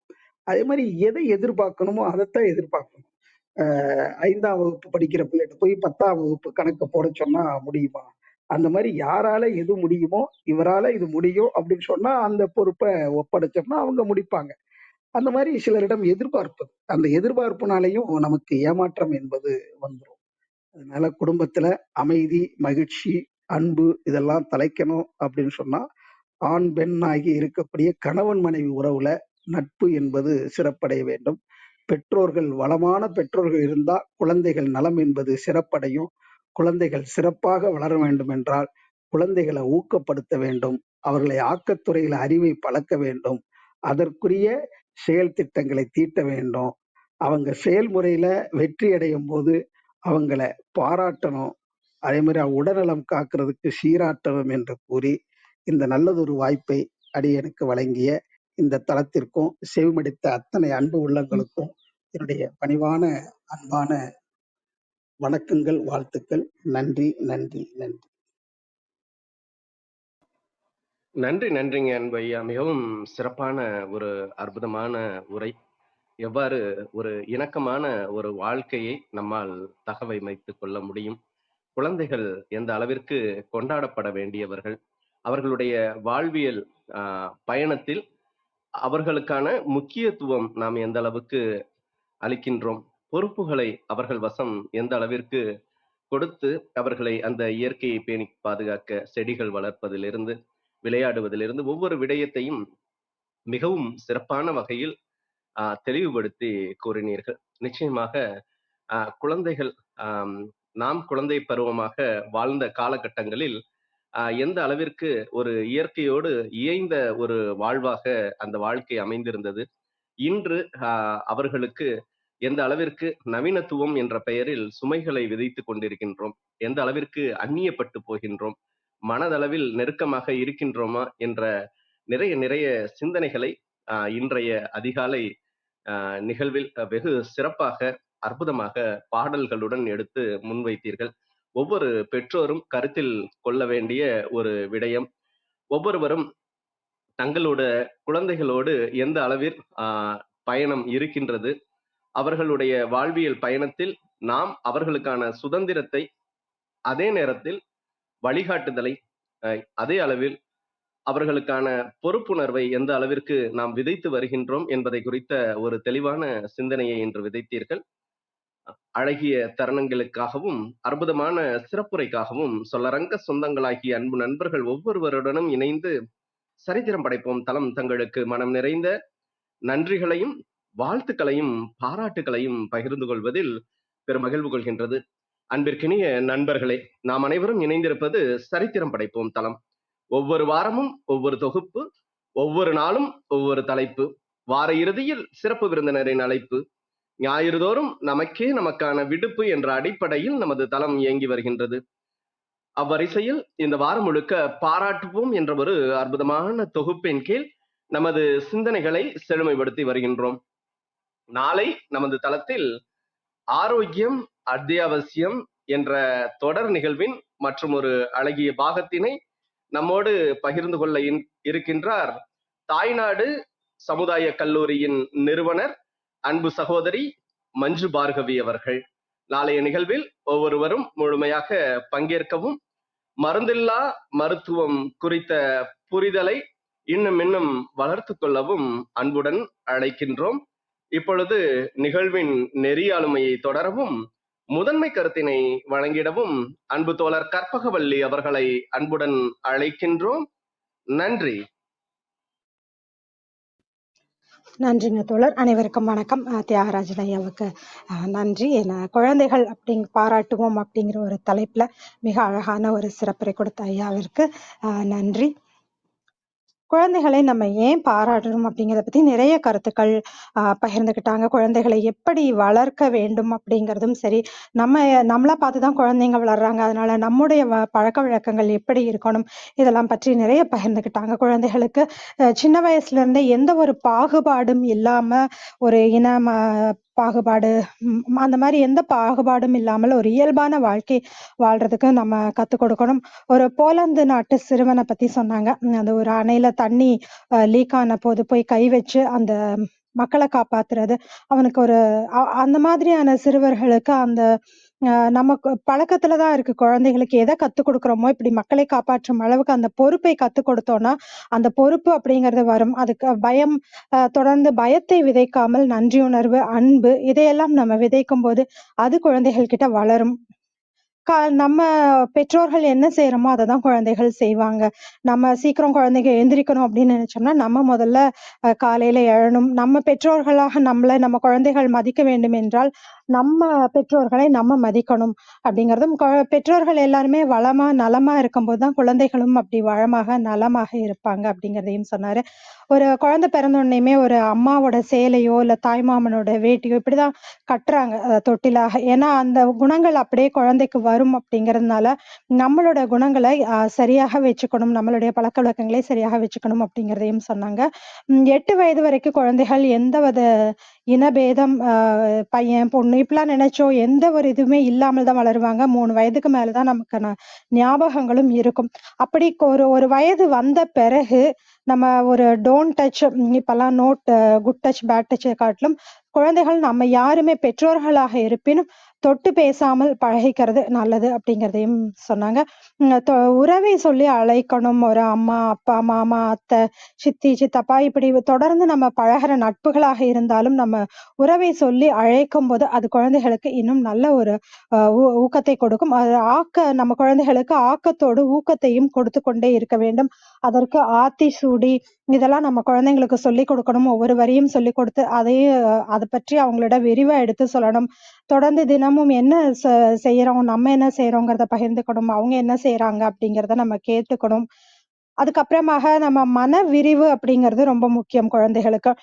ஒரே இடத்துல இல்லாமல் ஒரு இயற்கையான காட்சிகள், மலையாகட்டும், அருவி, தண்ணீர், இந்த மாதிரி ஆறுகள் இப்படி போய் காமிச்சிட்டு இருக்கும் பொழுது குழந்தைகளுக்கு ஒரு நல்ல மன விரிவு அப்படிங்கிறது ஏற்படும். வீட்டுல ஒரு செடி வச்சு அதை எப்படி வளருது அப்படிங்கிறத பத்தி நம்ம சொல்லலாம். அதுலயும் அவங்களுக்கு அந்த உணவின் மேன்மையும் அப்படின்னா புரிய வரும். அதையும் நம்ம சொல்லிக் கொடுக்கணும். அடிச்சு வளர்க்குற புள்ள அப்படின்னு நம்ம சொல்லுவோம் தொடர்ந்து. அந்த இறைவனின் திருவடி அப்படின்னு நம்ம சொல்லலாம். அதாவது அடிச்சு வளர்க்கறது அப்படிங்கிறத நம்ம என்ன சொல்லலாம்னா அந்த உண்மையை உணர்த்தி வளர்க்கும் குழந்தை அப்படிங்கிறதையும் நம்ம சொல்லலாம். அந்த குழந்தை கருவில இருக்கும்போதே தாய் அந்த ஒரு தெய்வீக சிந்தனையோடு இருந்தாங்கன்னா அந்த குழந்தையும் அந்த இறைவனின் திருவடியை நினைத்து வளரும். அந்த மாதிரி வளர்ற குழந்தைகள் தவறு செய்யறதுக்கான வாய்ப்புகளும் மிக மிக கம்மி. தொடர்ந்து நம்ம குறை சொல்லிக்கிட்டே இருப்போம். குழந்தைகளை இது பண்ணாத, அது பண்ணாத அப்படின்னு சொல்லி குறை சொல்லிக்கிட்டே இருக்கும்போது அந்த மாதிரி குறை காணும் பழக்கம் அவங்களுக்கு வரும். அப்படி இல்லாமல் எல்லாத்துலயும் நம்ம ஒரு கணவன் மனைவியாக இருக்கட்டும், குடும்பத்துல ஒரு இணக்கம் காட்டி விட்டு கொடுத்து வாழும்போது அதையும் அந்த குழந்தை கத்துக்கும்.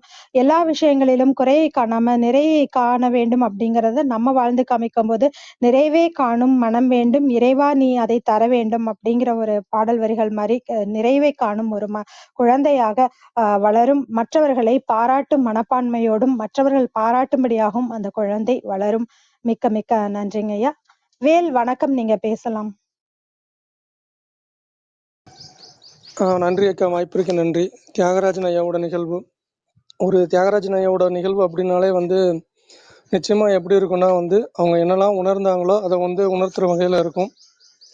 இன்னைக்கு குழந்தைகள் எப்படி இருக்கணும், எப்படி அடுத்த தலைமுறை நல்லதா வளரணும் அப்படின்றதுக்காக என்ன சொன்னாங்கன்னா, நிச்சயமா குழந்தைகள்கிட்ட நம்ம பேசுனதுனால எந்த பலனும் இல்லை. அறவழியில நம்ம நிச்சயமா வாழ்ந்து காட்டணும். முறையான வழிகாட்டல், சிறப்பான ஊக்கம். ஐயாவோட வார்த்தைகளில் சொல்லலாம் இத்தோட ஆக்கத்துறையில நம்ம அறிவியை குழந்தைகளுக்கு செலுத்தி ஆனந்தமாய் வாழ்றதுக்கான ஒரு வழிகாட்டல் மாதிரி சொன்னாங்க. ஐயா சொல்லும்போது ஆத்தி சூடி குறிப்பிட்டு காட்டினாங்க. அதே மாதிரி ஐயா என்னெல்லாம் சொன்னாங்களோ அதை அகர வரிசையில் சொல்ல நினைக்கிறேன். அதிகாலை எழு, ஆரோக்கியமான உடற்பயிற்சியோடு இறைமையின் இயற்கையின் ஈகையை உணர்ந்து ஊக்கத்தோடு இறைமையை ஈகையை உண்ணுநிலை எப்பொழுதும் ஏகாந்தமாய் வாழ்வுமாறும் ஐம்புலனும் முன்னில் அடங்கும். அதோடு ஒழுக்கத்தையும் நீ அறிந்ததையும் அவ்வை முறையில் குழந்தைக்கு வாழ்ந்து காட்டு. அக்தே வழியில் உன் தலைமுறை தலைக்கும் உலகம் வாழ்த்தும் அப்படின்னு சொல்ல நினைக்கிறேங்க. வாய்ப்பிற்கு நன்றி. ரொம்ப அழகா கவிதையாவே சொல்லிட்டீங்க. ஐயா நீங்க பேசுங்க ஐயா. வேதாத்ரி மகிழ்ச்சியும் இந்த அகர வரிசையில சில குறிப்புகள் கொடுத்திருக்காரு. அது என்னன்னா, அன்பாய் இரு, ஆசையை சீரமை, இன்சொல் பேசு, ஈதல் பழகு, உடற்பயிற்சி செய், ஊக்கத்துடன் உழை, எளிமையாய் இருந்திடு, ஏற்றம் போற்றிடு, ஐயம் தெளி, ஒன்றுபட்டு வாழ், அதாவது ஒற்றுமையாக வாழ், ஓதி உணர்ந்திடு, அவ்வை மொழி நட என்று குழந்தைகளுக்கு வேதாத்திரிய ஆத்திச்சூடி இது. நன்றி நன்றி. வாழ்க வளமுடன்.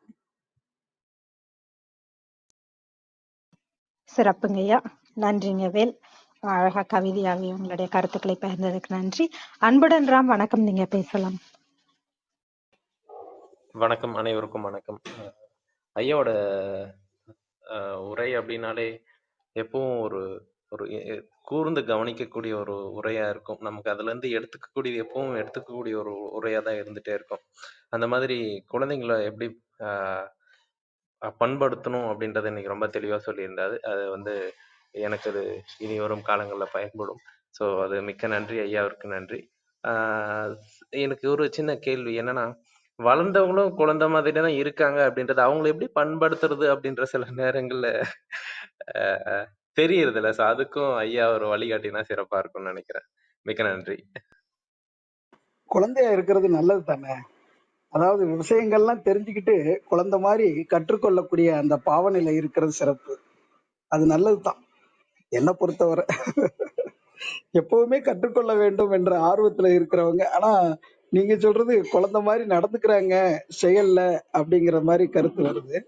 இப்ப பொதுவா நம்ம யாரையுமே வளர்க்க வேண்டியதில்லை. நான் தான் வளர்க்குறேன் அப்படின்னு நம்ம சொல்றோம் பாருங்க, அதுவே சரியானதான்றது தெரியல. நம்ம குழந்தைகளை வளர விடணும், அவ்வளவுதான். இப்ப செடி கொடிகளை நம்ம பராமரிக்கிறோமே, பாதுகாப்பு கொடுக்குறோம், அது வேற எதுலயும் பாதிப்பு வந்துடக்கூடாதுன்றதுக்காக பராமரிக்கிறோம், தண்ணி ஊத்துறோம், ஒரு வேலி போட்டு வைக்கிறோம். அது தானாதான் வளருதே தவிர யாராவது வளர்க்குறாங்களா, நீ இப்படித்தான் வளரணும், இப்படித்தான் கிளை விடணும், இத்தனை இலை தான் வரணும் அப்படிங்கிறலாம் யாராவது சொல்றாங்களா? அதே மாதிரி அந்த உடல் வளர்ச்சியும் மன வளர்ச்சியும் தானாக சூழ்நிலைக்கு தகுந்தாப்புலதான் மாறும், ஏற்படுமே தவிர அது குற்றங்குறை என்பது அது சமுதாயத்தினுடைய தன்மையில இருக்குது. அதனால யாரும் யாரையுமே குறை சொல்ல முடியாது. நம்ம இப்ப சரி பார்த்து திருத்திக்க வேண்டியதுதான். ஒத்து வந்தா ஒத்து போயிட வேண்டியது, இல்ல கொஞ்சம் ஒதுங்கி போயிட வேண்டியதுதான். அப்படி குழந்தைகளுடைய மனப்பான்மையில இருக்கிறாங்கன்னா, இந்த மாதிரி செஞ்சீங்கன்னா நல்லா இருக்கும், இதை புரிஞ்சுக்கிட்டா நல்லா இருக்கும் அப்படிங்கிற அளவுல அம்மாவா இருந்தாலும் அப்பாவா இருந்தாலும் கூட பிறந்தவங்களா இருந்தாலும் குழந்தை தானே சொன்னா கேட்டுக்கும்ல, அந்த மனப்பான்மையில இருந்தா சொல்லு கொடுங்க. ஏத்துக்கலைன்னா அப்ப அவங்களுக்கு ஏற்கனவே எல்லாம் தெரிஞ்சு குழந்தை மாதிரி இருக்கிறாங்கன்னு நினைச்சுக்கிட்டு ஒதுங்கி இருங்க, அவ்வளவுதான். நன்றி. நன்றி. நன்றிங்க ஐயா. அக்கா, கூடுதலா ஒரே ஒரு கருத்து மட்டும் சொல்லணும்னு நினைச்சேன், சொல்லல. ஐயாவோட ஒரு நிகழ்வு பாத்தீங்கன்னா, முறையான ஒரு தமிழ் சொல் எப்படி வேர்ச்சொல் எப்படி உருவாச்சு அப்படின்ற ஒரு விளக்கம் கிடைக்கும். இன்னைக்கும் அதற்காக ஒரு சில வார்த்தைகள், அதுக்கப்புறம் வழக்கமா ஒரு திருக்குறளுக்கான ஒரு விளக்கம் முழுமையா கிடைக்கும். இன்னைக்கு திருக்குறள் கிடைக்கல, சில பழமொழிகளுக்கு அந்த பழமொழிகளுக்கு உண்மையான அர்த்தமும் கிடைச்சிச்சு. வாய்ப்பிற்கு நன்றி மறுபடியும். ஆமாமா, பார் ஆட்டுனாவே உலகத்தையே ஆட்டு விக்கிறது யாரு? இறைவன். அவன் இந்த உலகத்தை ஆட்டலைன்னா இந்த உலகம் இயங்குமா? அதே மாதிரி மனிதர்களை ஆட்டு விக்கக்கூடிய சக்தி அவங்களுடைய செயலை மீண்டும் நாம நினைவு கூறும் போதுதான். நீங்க இந்த மாதிரி சிறப்பா செஞ்சீங்க, மகிழ்ச்சி, நல்லா சமைச்சிருக்கிறீங்க, எல்லாம் பக்குவப்படுத்தி வச்சிருக்கீங்க, அழகா மேக்கப் பண்ணிட்டு வந்திருக்கிறீங்க, இப்படிலாம் அவங்க செய்யக்கூடிய செயலை நம்ம திரும்ப அவங்க மனசுல அந்த லேசா அப்படி தூண்டி விடும் போது அவங்களுக்கு ஒரு சந்தோஷம், மகிழ்ச்சி, ஒரு உற்சாகம் பிறக்கும். இப்ப எல்லாமே ஆட்டம்தான், இறைவனுடைய திருவிளையாட்டு தான். இந்த உலகத்தையும் அவன் தான் ஆட்டு விக்கிறான். அப்ப பார் ஆட்டு, இந்த பார் ஆகிய இந்த உலகம் அதை ஆட்டுறது எதுன்னு பார்த்தா அறிவு தான்.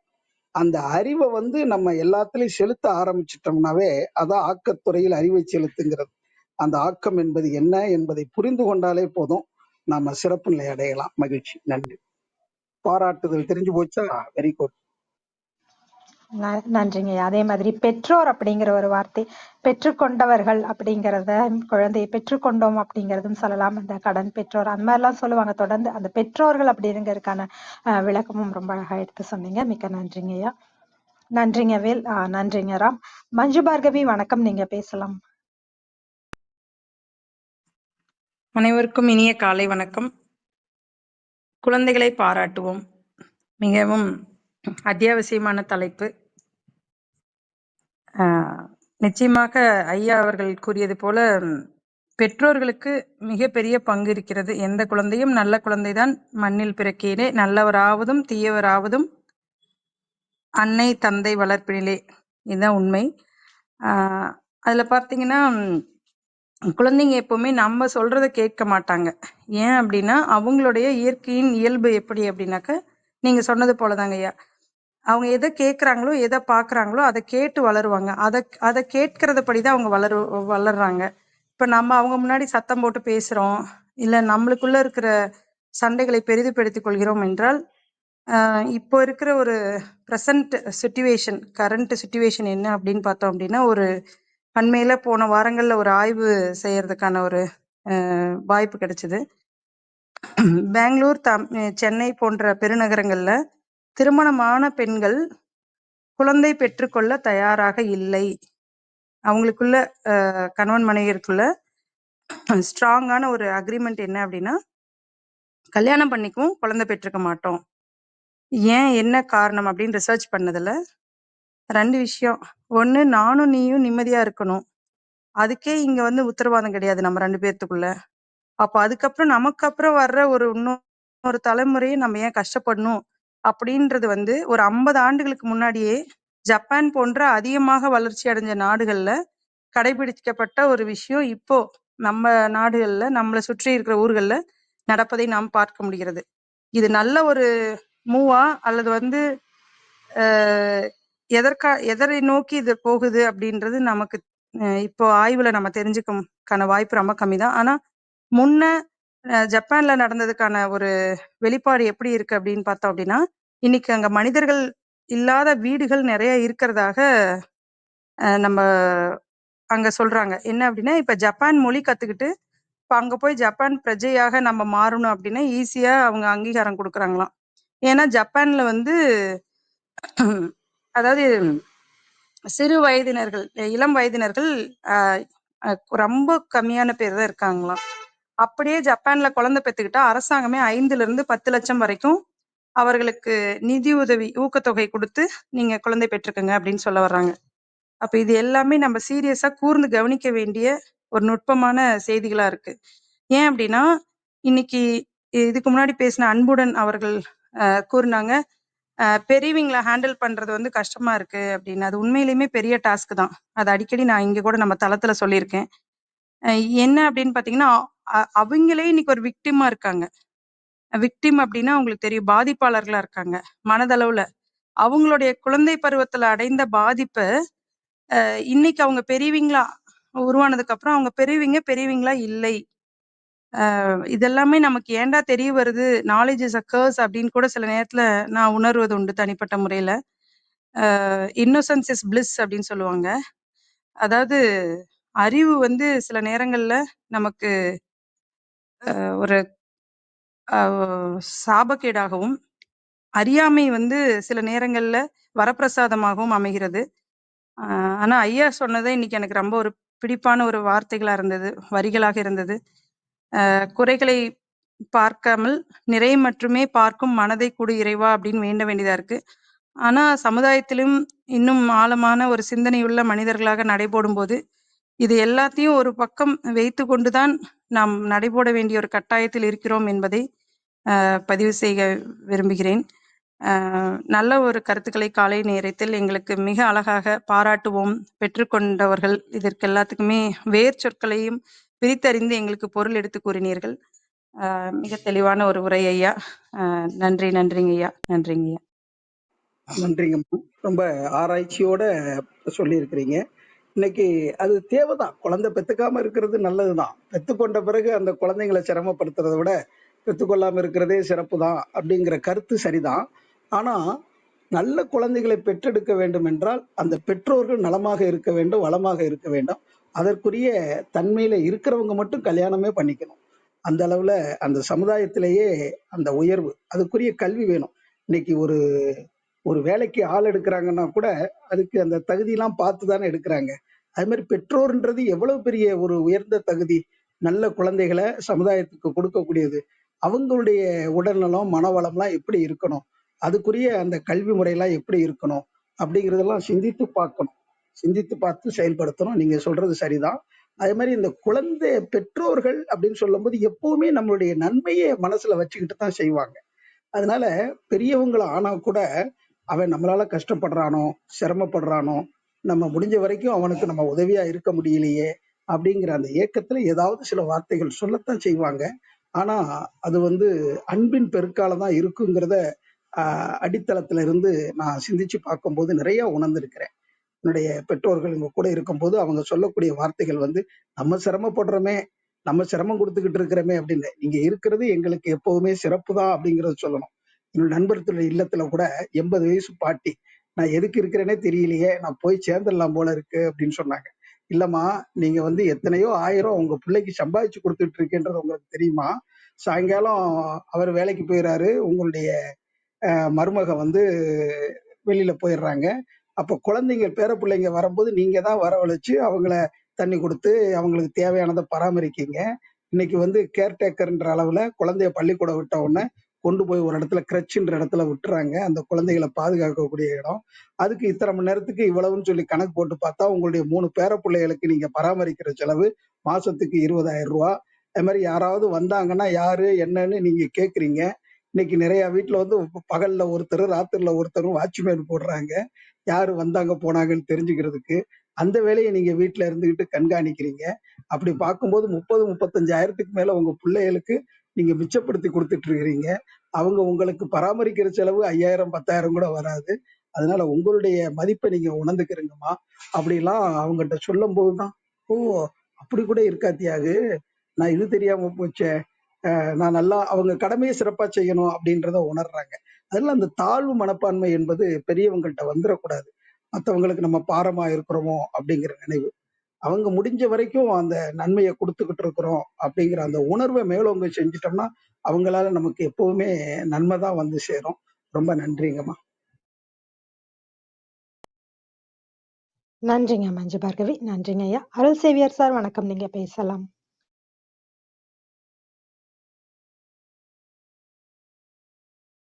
அருள் சேவியர். வணக்கம் வணக்கம் அனைவருக்கும் இனிய காலை வணக்கம். இது ஞானாசிரியர் ஐயா வந்து உரையாற்றுவதை ஸ்டார்டிங்ல நன்றி. ஒரு முக்கியமான ஒரு அத்தியாவசியமான ஒரு எல்லாருக்கும் பெற்றோர்கள் கேட்க வேண்டிய ஒரு உரை ஐயா வந்து ஐயா குறிப்பிட்டது போல அந்த கருவில் தாயோட வயிற்றுல அந்த கருவுல இருக்கும்போது தாயோட மனநிலை எப்படி இருக்கு, அது போலதான் குழந்தையும் எதிர்காலத்துல வந்து வரும். அந்த 12 வயது இந்த பால பருவம் அப்படிங்கிறாங்க இல்லையா, அந்த 12 வயதுக்குள்ள நாம் பெற்றோர்கள் வந்து குழந்தைகளுக்கு ஊட்டுகின்ற அந்த அன்பு, அரவணைப்பு, ஊக்கம் எல்லாம் அந்த 12 வயதுக்குள்ள நம்ம என்னென்ன நம்ம குழந்தைகளுக்கு நம்ம கொடுக்குறோமோ அதுதான் பிற்காலத்துல வந்து அவங்க அதை பயன்படுத்துவாங்க. பட் இன்றைய பெற்றோர்கள் வந்து நம்ம குழந்தைக்கு வந்து செல்லம் கொடுக்குறோம், செல்லம் அப்படின்ட்டு நம்ம அதை செல்லம் கொடுக்குறோங்கிற ஒரு இதுல குழந்தைகளை வந்து நிறைய சுயமா வந்து சிந்திக்கிறதுக்கோ சுயமா வந்து செயல்படுறதுக்கோ வந்து விடுறது இல்லை. ஏன்னா எல்லாமே கேட்டோம், எல்லாமே கிடைச்சிருக்கு. அந்த நாம் கடந்து நம்ம அப்படி இருந்தோம், நம்ம வாழ்க்கையில அப்படி இருந்தோமா அப்படின்னு பார்த்தா அப்படி கிடையாது. நான் சிறு வயசுல எல்லாம் புளியஞ்சத்தன்னு சொல்லுவாங்க. அப்ப அந்த அடுப்பு எரிக்கிறதுக்கு புளிய இலைய வந்து அப்படி கூட்டி அதை ஒரு சாக்குல கட்டி எங்க அம்மாச்சி கூட்டிட்டு போய் அந்த 7 வயசு 8 வயசு இருக்கும் போதே சின்ன எனக்கு மட்டும் சின்ன ஒரு மூட்டையை கட்டி தலையில வச்சு சமந்துட்டு வருவோம். இந்த மாதிரி அப்ப அந்த கிராம வாழ்க்கையில வந்து எல்லாரும் வேலைக்கு போயிட்டு ஒரு 7 மணிக்கு வரும்போது வீட்டுல இருக்க குழந்தைகள்லாம் வீட்டை சுத்தம் பண்ணி வீட்டை கழுவி சில சின்ன வயசுலயே வந்து உலைய வைக்கலாம் ஆரம்பிச்சுவாங்க சோறு ஆக்குறதுக்கு. அந்த மாதிரி சின்ன சின்ன அந்த வயசுலயே வந்து அந்த பொறுப்புகளை வந்து அந்த பெற்றோர்கள் வந்து அப்ப கொடுத்தாங்க குழந்தைகளுக்கு. வீடு கூட்டுறது, பாத்திரம் விளக்குறது, சாணி முழுகிறது, அந்த மாதிரி பல பல வேலைகள் எல்லாம் கொடுத்தாங்க. அது வந்து வளர போற வீட்டையோ இல்ல அவங்களுக்கு வந்து அது வந்து ஈஸியா இருந்தது. இப்ப நம்ம வீட்டு வேலைக்காரின்னு மெய்டு நம்ம வச்சுக்கிட்டு இருக்கிறது வந்து நம்மளே வேலைக்கு இப்ப பெற்றோர்களே வந்து வேலை செய்யாம வீட்டுக்கு வேலைக்கு ஆள் வச்சுக்கிட்டாங்க. எல்லாமே அந்த வேலைக்காரி தான் பண்றாங்க. குழந்தைகளும் ஜாலியா டிவி பார்க்க படிக்க அந்த டியூஷன் இப்படியே தான் போது ஒழிஞ்சு பெற்றோர்கள் வந்து குழந்தைகளுக்கு எந்தவித துன்பமும் வரக்கூடாது, எந்தவித இதுவும் செய்யக்கூடாது அப்படின்ட்டு நம்ம பாதுகாக்கணும் அப்படிங்கிறதுல தவறு அதிகம். ஐயா நிறைய சொன்னார். நல்ல ஆரோக்கியமான உணவை கொடுக்கணும். பீஸா, பர்கரு அந்த குழந்தைங்க ஆசைப்படுது, அதுக்காக அந்த மாதிரி கொடுக்காம ஒரு ஆரோக்கியமான உணவு, நல்ல உடற்பயிற்சி, சீக்கிரம் எந்திரிக்கிறது, இந்த மாதிரி நல்ல நல்ல பழக்கங்களை வந்து குழந்தைகளுக்கு வந்து விதைக்கணும். சின்ன வயசுல இருந்தே விதைக்கணும் அப்படிங்கிறது பெற்றோர்கள நம்ம கடமை. இப்ப நான் கூட சில சமயம், இப்ப இல்ல, ஒரு ஒரு 2-3 வருஷத்துக்கு முன்னாடி எல்லாம் சின்ன சண்டை வரும்போது கோவத்துல நம்ம என்ன கோவத்தை வந்து எங்க காமிக்கிறது அப்படின்னு பார்க்கும்போது அந்த பாத்திரத்தை டம்னு போடுறது. ஏன்னா அந்த கோவம், அந்த சத்தம் வந்தோடனே நம்ம கோவமா இருக்கிறோம் அப்படிங்கிறது தெரியுது. அதுக்கு வந்து நிறைய, எங்க வீட்டுல எல்லாம் நிறைய அந்த கண்ணாடி கிளாஸ் எல்லாம் உடஞ்சிருக்கு. ஸோ அந்த மாதிரி எல்லாம் கோவப்படும் போது குழந்தைகள் அதை பாக்குது. ஓ, கோவம் வந்தா இப்படிலாம் நம்ம பண்ணணும் போல, அப்ப இதெல்லாம் தப்பு இல்ல, இப்ப நம்மளும் கோவப்பட்டா நம்ம இந்த மாதிரி பண்ணலாம் அப்படின்னு அந்த அந்த குழந்தைக்கு வந்து மனசுல பதியும். அப்ப வந்து கணவன் மனைவினா இப்படிதான் சண்டை தான் போடுவாங்க போல, அப்ப நம்மளும் வந்து அது பதிஞ்சு காலத்துல அவங்க வாழ்க்கையில வரும்போது இதெல்லாம் தப்பு இல்ல, ஏன்னா அம்மா அப்பா தான் பண்றாங்களே, செஞ்சுருக்காங்க அப்படிங்கிற ஒரு பதிவு வந்து அந்த குழந்தை பருவத்திலேயே அது மிகப்பெரிய ஒரு தவறு. நம்ம பெற்றோர்களை நம்ம வந்து குழந்தைகள் முன்னாடி சண்டை போட்டதோ, கொஞ்சம் மட்டப்படுத்தி பேசுவதோ, இது மாதிரி இல்லாம சின்ன சின்ன ஐயா சொன்ன மாதிரி பாராட்டுகளை வந்து நல்லா தெரிவிச்சுக்கிட்டே இருந்தோம்னா குழந்தைகளுக்கு வந்து அது கத்துக்கும், அது மனசுல பதிஞ்சிடும். நல்ல விஷயங்களை மட்டும் சொல்லி கொடுத்து சொல்லும்போது அந்த குழந்தைகளுக்கு பதிஞ்சிடும். பிற்காலத்துல அவங்களும் அதை பின்பற்றுறதுக்கு ஒரு உதவியா இருக்கும் அப்படிங்கிறது ஐயா வந்து தெளிவா வந்து உரையில கண்டறிய முடிஞ்சது. நன்றிகள் ஐயா, நன்றி. இந்த அற்புதமான இந்த உரையை எங்களுக்கு கொடுத்துருக்கீங்க. உங்களுக்கு மனமார்ந்த நெஞ்சார்ந்த நன்றிகள், வாழ்த்துக்கள் ஐயா. நன்றி. நன்றிங்கய்யா, நன்றிங்கய்யா. அதாவது குழந்தைகள்கிட்ட அந்த சீரல் இருக்கக்கூடாது, சினம் இருக்கக்கூடாது, அதெல்லாம் பெற்றோர்கள் முன்மாதிரியாக இருக்கணும் அப்படிங்கிற கருத்தை நல்லா சொன்னீங்க. அதோட இந்த ஒரு தன்மை, அதாவது 12 ஆண்டுகள் நம்ம குழந்தைங்க நம்ம கூட இருக்கிற காலகட்டத்துல உண்மையை மட்டுமே பேச பழக்கினா அவங்கள இந்த உலகத்துல எந்த சக்தியாலையுமே பாதிப்படைய வைக்க முடியாது என்பது ஒரு ஆராய்ச்சி. அதாவது 3 வயசுல விவரம் தெரிஞ்சதுல இருந்து 12 ஆண்டுகள் அப்படின்னா 15 ஆண்டுகள் உள்ளதை உள்ளபடி சொல்ல பழகிறது. சில குழந்தைகள் வந்து அம்மா அடிப்பாங்க, திட்டுவாங்கன்றதுக்காக அந்த உள்ளதை மறைச்சு சொல்லுவாங்க. நாம வெளிப்படையா இருக்கும்போது குழந்தைகளும் அம்மா நான் தாம்மா கைதவறி அதை உடைச்சிட்டேன், நான் தாம்மா இதை செஞ்சுட்டேன் அப்படின்னு ஒத்துக்கொள்ளும் போது அந்த கவனக்குறைவு இருக்கக்கூடாது, இதை இப்படி செய்யணும்னு அவங்க கற்றுக் கொடுப்பாங்க. அதனால உண்மையை எப்பவுமே சொல்லணும் அப்படின்ட்டு அவங்கள திட்டுறதோ அதை தண்டிக்கிறதோ கூடாது. ஒரு பக்கத்து வீட்டு குழந்தை வந்து விலை உயர்ந்த ஒரு பொருளை உடைச்சு போட்டுருச்சுன்னா மனசுக்குள்ள கஷ்டமா இருந்தாலும் என்ன பண்றது, குழந்தை தானே அப்படின்னு நம்ம எப்படி அதை பெருந்தன்மையோட எடுத்துக்கிறோமோ அதே மாதிரி நம்ம குழந்தைகளும் அது பண்ணும்போது பொறுப்புணர்ச்சியோட இருக்கணும்ப்பா, இது எவ்வளவு காஸ்ட்லி அப்படின்னு அந்த மதிப்பை எடுத்து சொல்லலாமே தவிர அதை அடிக்கும் போது அந்த கத்திரிக்காய் தொட்டா எப்படி கண்ணி போயிருதோ அதே மாதிரி குழந்தைகள் அடிக்கும் போது அவங்களுடைய மனநிலையும் பாதிக்கப்படுது. சில நேரத்துல உடல்நல பாதிப்பும் கூட வந்துடும். வீசிங் ட்ரபிள், அந்த பயத்தினால அந்த தன்மைகள். அப்ப உடல் நோய் வந்துருச்சுன்னா அதுக்கு நாம தான் ஆஸ்பத்திரிக்கு தூக்கிக்கிட்டு ஓடணும், செலவு செய்யணும். அதனால குழந்தைகளை அந்த பண்போட வளர்க்கணும்னா நம்ம அன்பா இருந்தாவே போதும். நன்றி நன்றி, நல்ல கருத்தை எடுத்து சொன்னீங்கய்யா, நன்றி. நன்றிங்க ஐயா, நன்றிங்க அருள் செவியர் சார். ரவிச்சந்திரன் ஐயா வணக்கம், நீங்க பேசலாம். அனைவருக்கும் அன்பு வணக்கம். சரித்திரம் படைப்போம் குழுவுக்கு வாழ்த்துக்கள். வணக்கம், காலை வணக்கம். கலை வாழ்க்கைக்கு அழகழகான வாழ்க்கை நெறியை அறம் பற்றிய நிறைய கருத்துக்களை காலையில் பகிர்ந்து கொண்டு,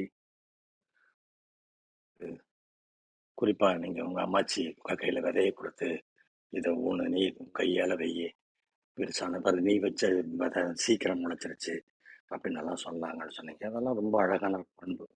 ஏன்னா குழந்தைகள் இயற்கையோட முக்கியத்துவத்தை நீங்கள் ஒரு பெரிய பாடம் எடுத்து கதை சொல்லி சொல்கிறத விட அவர்கள் கையால் செய்ய வைக்கும்போது அந்த அவர்களுக்கு அந்த பிடிப்பு, அந்த ஒரு நேசம், இயற்கையை நேசிக்க வேண்டும், தாவரங்களை நேசிக்க வேண்டுங்கிற இயல்பான குணம் வந்து குழந்தைகள்ல இருக்கும். அந்த காலத்துல அதெல்லாம் செஞ்சாங்க நம்முடைய வாழ்க்கை பருவத்துல. இப்ப எல்லாம் குழந்தை மண்ணை தொட்டாவே கையில இன்ஃபெக்ஷன் ஆயிடும், தொடாதன்றுவாங்க. ஒரு எந்த செடிகளையோ தாவரங்களையோ தொட்டு வளர்ந்து அதை ரசிச்சு அனுபவிக்கக்கூடிய அந்த அனுபவங்களை தவிர்க்கிறாங்க. அதெல்லாம் ரொம்ப அழகா குறிப்பிட்டீங்க. ரொம்ப நன்றி. நிறைய நிறைய அதே போல நம்ம உதாரணமா இருக்கணும் சொன்னீங்க. அதற்கும் என்னுடைய நன்றியும் பாராட்டுதல்களும். எனக்கு 1, 2 கருத்துக்கள் மட்டும் முரண்பட்ட கருத்துக்கள் இருக்கு. அதை இங்க பதிவு செய்யணும்னு நினைக்கிறேன். அந்த தவறான அது என்கிற ஒரு நல்ல நோக்கத்தோடு தான் உங்களோடு முரண்படல. அந்த கருத்து அப்படின்ன ஒரு காரணத்தினால அதை குறிப்பிட்டு சொல்ல வேண்டும் என்று நினைக்கிறேன். வருத்தப்பட்டுக்காதீங்க. ஆஹ் அதாவது ஒரு பெண் கர்ப்பம் தெரிச்ச பின்னாடி 3 மாதத்துக்கு பிறகு ஆண் வந்து தாடி வச்சுக்குவாங்க. அதுக்கப்புறம் உடலுறவு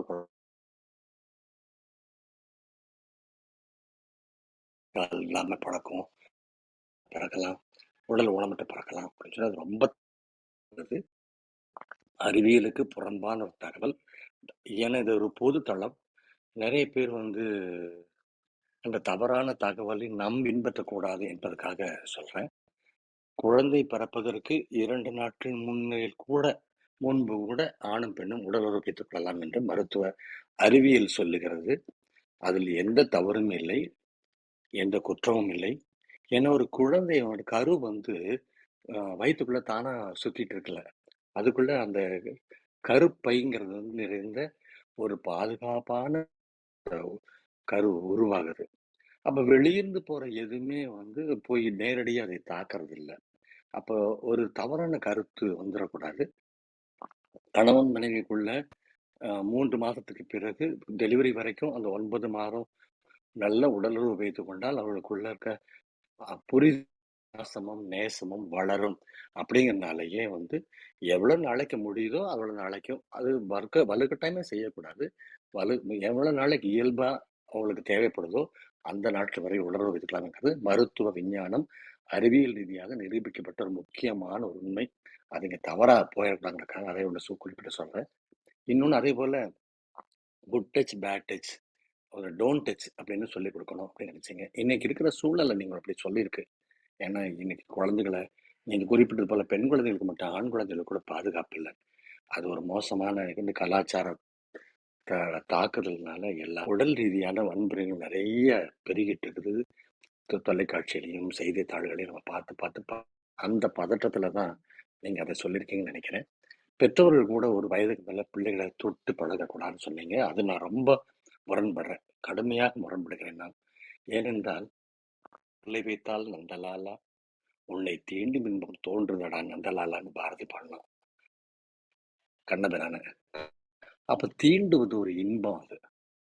அது தவறான தீண்டுதல் தான் தப்பு. மோசமான பேட் டச் தான் தப்பு. Good touch is good. அது குட் டச்ங்கிறது வந்து இல்லைன்னு சொன்னா மனிதனுக்கு வந்து தொடுதல், தடவுதல், அன்பு செலுத்துதல் இதெல்லாம் வந்து அன்பின் வெளிப்படுத்துவதற்கான ஒரு அழகிய வழிதான் தீண்டுதல். இப்ப என் வீட்டுல பாத்தீங்கன்னா எனக்கு 70 வயசு ஆச்சு. நான் வந்து எங்க குடும்பத்திலேயே வந்து என் பிள்ளைகளை நான் டச் பண்ணுவேன். குழந்தைகள் வந்து அவங்க நல்ல பக்கத்துல உட்காந்தா தலையை தடவி கொடுப்பேன், கையை பிடிச்சிக்குவேன், வெளியே நடக்கும்போது கை கோர்த்துட்டு நடப்பேன். அப்புறம் ஊர்ல இருந்து அவங்களை ரிசீவ் பண்ணும்போது ஏர்போர்ட்டா இருந்தாலும் பஸ் ஸ்டாண்டா இருந்தாலும் ரயில்வே ஸ்டேஷன் இருந்தாலும் கட்டி அணைச்சு முத்தமிட்டு வீட்டுக்கு கூட்டிட்டு வருவேன்.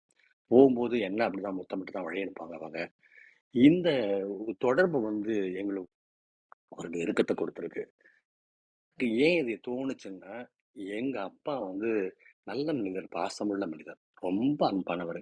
ஆனா அவர் அன்பை காட்ட தெரியாது. ஏன்னா அவர் எனக்கு முன்ன தலைமுறை சேர்ந்தவர். அவர் எனக்கு 70ன்னா எங்களுடைய 40வது தான் நான் பிறந்த அவருக்கு. அப்பான்னா பிள்ளைகிட்ட ஒரு டிஸ்டன்ஸ் மெயின்டைன் பண்ணணும், பயம் இருக்கணும் அப்படின்னு. எங்க அப்பாவை நான் மொத்தமா வாழ்க்கையில ஒரு முறையும் 2 முறை தான் தொட்டிருக்கேன் நினைவு தெரிஞ்சு. அவர் பக்கத்துல உட்கார மாட்டேன்னாங்க, தள்ளி நின்று தான் பேசுவோம்.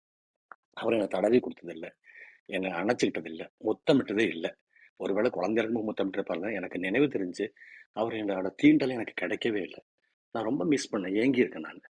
அப்போ என்னன்னா பெற்றவங்களே குழந்தைகளை தொடக்கூடாதுங்கிறது வந்து அது தவறான ஒரு ஒரு உதாரணம் ஆயிடும்.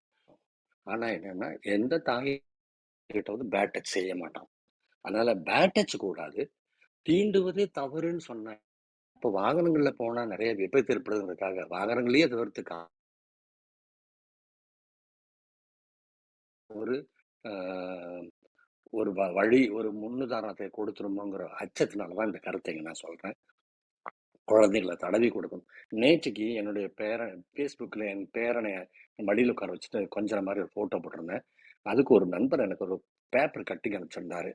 குழந்தைகளை அன்பு காட்டுவது, அவர்களை தொடுவது, தடவுவது, அவர்களுக்கு முத்தமிடுவது, அவர்களை அரவணைப்பது, அவர்களை என்பது குழந்தை ரொம்ப நல்லபடியா கொண்டு வரும். நீங்க வீட்டில் வச்சிருக்க ஒரு வளர்ப்பு பிராணியை கூட அது பக்கத்துல உங்களோட உரசிட்டு உட்கார்ந்துருக்கும். எதுன்னா உங்களோட தடவல் எதிர்பார்க்கிறது.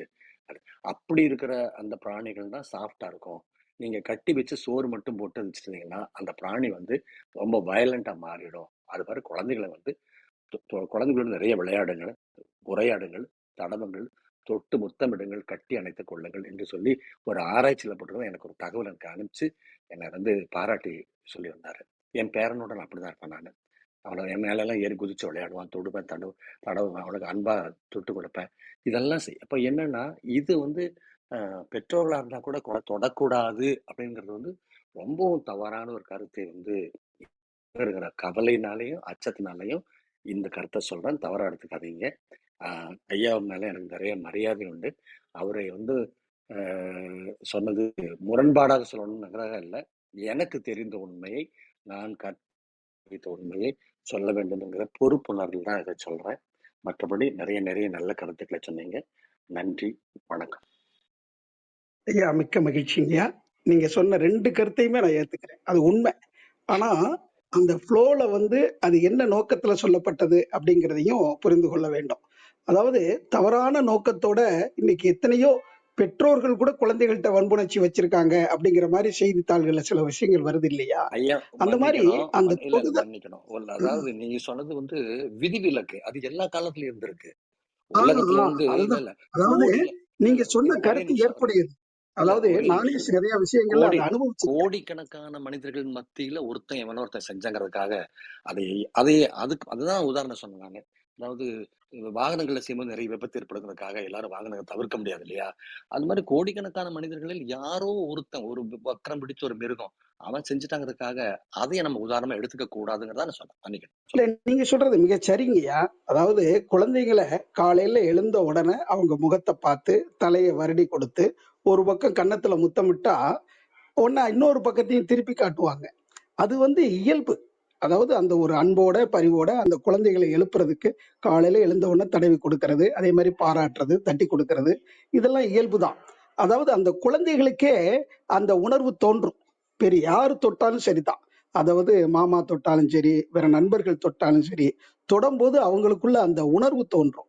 அவங்க உணர்வு நிலையில இருந்து யாரு எப்படி தொடுறாங்கிறத புரிஞ்சுக்கணும். அப்படிங்கிற அந்த தொடுதல் போது அந்த ஸ்பரிசம் அன்பினாலா அல்லது வேற ஏதாவது நோக்கத்தினாலா அப்படிங்கிற புரிந்து கொள்ளக்கூடிய தன்மை குழந்தைகளுக்கு கொடுக்கணுங்கிறது. அதே மாதிரி இன்னொரு வார்த்தை சொன்னேன். அதாவது கணவன் மனைவி இது விஞ்ஞானபூர்வமாக உடலுறவு வைத்துக் கொள்ளலாம் என்று சொன்னாலும் வன்புணர்ச்சி, அதாவது குடிச்சிட்டோ வேற மாதிரியோ ஏதோ ஒரு வகையில பண்ணும்போது அதிகமாக அந்த கருவுல வளர்ச்சி அடைந்த குழந்தைகளுக்கு அந்த பாதுகாப்பா இருந்தாலும் அந்த மோதுதல்ல அந்த கருசிதைவு ஏற்படுவதற்கு வாய்ப்பு உண்டு. அதாவது அந்த முரட்டுத்தனத்துல சிலருடைய செயல்பாடு, அந்த உருவ அமைப்பு, அவங்களுடைய அந்த இயக்கத்தன்மை, இதனால பாதிப்படைகிறதுக்கு வாய்ப்புகள் உண்டு. அப்படிங்கிறதுனாலதான் முன்னோர்கள் அந்த காலத்துல ஒரு சடங்கு முறையாக ஏற்படுத்தி இருக்காங்க அப்படிங்கிற கருத்தை சொன்னேனே தவிர, மற்றபடி விஞ்ஞான பூர்வமாக நீங்க சொன்னதெல்லாம் உண்மைதாங்கய்யா. நன்றி நன்றி.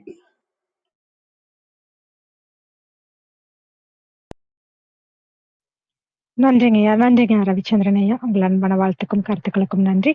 சரண்யா வணக்கம், நீங்க பேசலாம். அனைவருக்கும் இனிய காலை வணக்கங்கள்.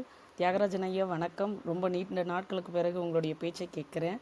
உங்களுடைய உங்கள் பேர் அப்படின்னு சொல்லி தெரிஞ்சாலே உங்களுடைய பாட்டு தான் ஞாபகம் வரும். எந்த ஒரு கருத்து சொல்லும்போதும் அந்த பாட்டும் உங்களுடைய அந்த பழமொழி அந்த வார்த்தைகள் தான் ஞாபகம் வரும். மிகவும் நன்றி நன்றி ஐயா. அன்பு மட்டும்தான் உலகில் நிரந்தரமானது, அதை உண்மையாக்குவதும் பொய்யாக்குவதும் நாம் நேசிப்பவரிடம் மட்டுமே உள்ளது அப்படின்னு சொல்கிற மாதிரி எப்பயுமே குழந்தைங்களை சின்ன சின்ன பாராட்டுகளுக்கு ஏங்கிக்கிட்டே இருப்பாங்க. அந்த பாராட்டுக்களை நம்ம கொடுத்துக்கிட்டே இருக்கணும். சரியான நேரத்தில் அவங்கள ஊக்கப்படுத்தினாலே அவங்களுக்கு தோல்வி அப்படின்ற ஒரு விஷயம் இல்லாமல் வழி மாறாமல் அதை கரெக்டாக ஃபாலோ பண்ணுவாங்க அப்படின்னு சொல்லிட்டு நினைக்கலாம்.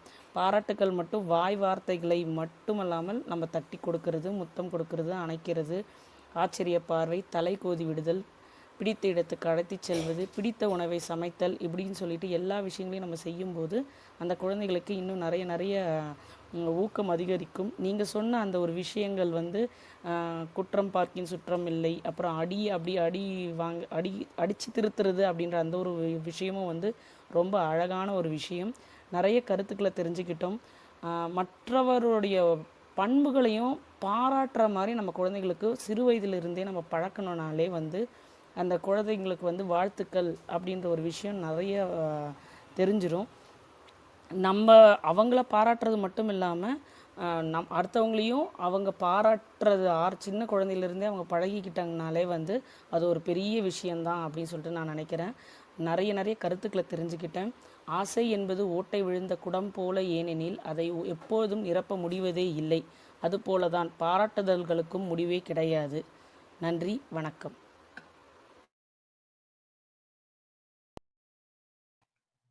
மிக்க நன்றிங்க சரண்யா. உங்கள் அன்பான வாழ்த்துக்கும் கருத்துக்களுக்கும் மிக்க நன்றி. வேறு யாருக்காவது கருத்துக்கள் இருந்தா பகிர்ந்துக்கலாம்.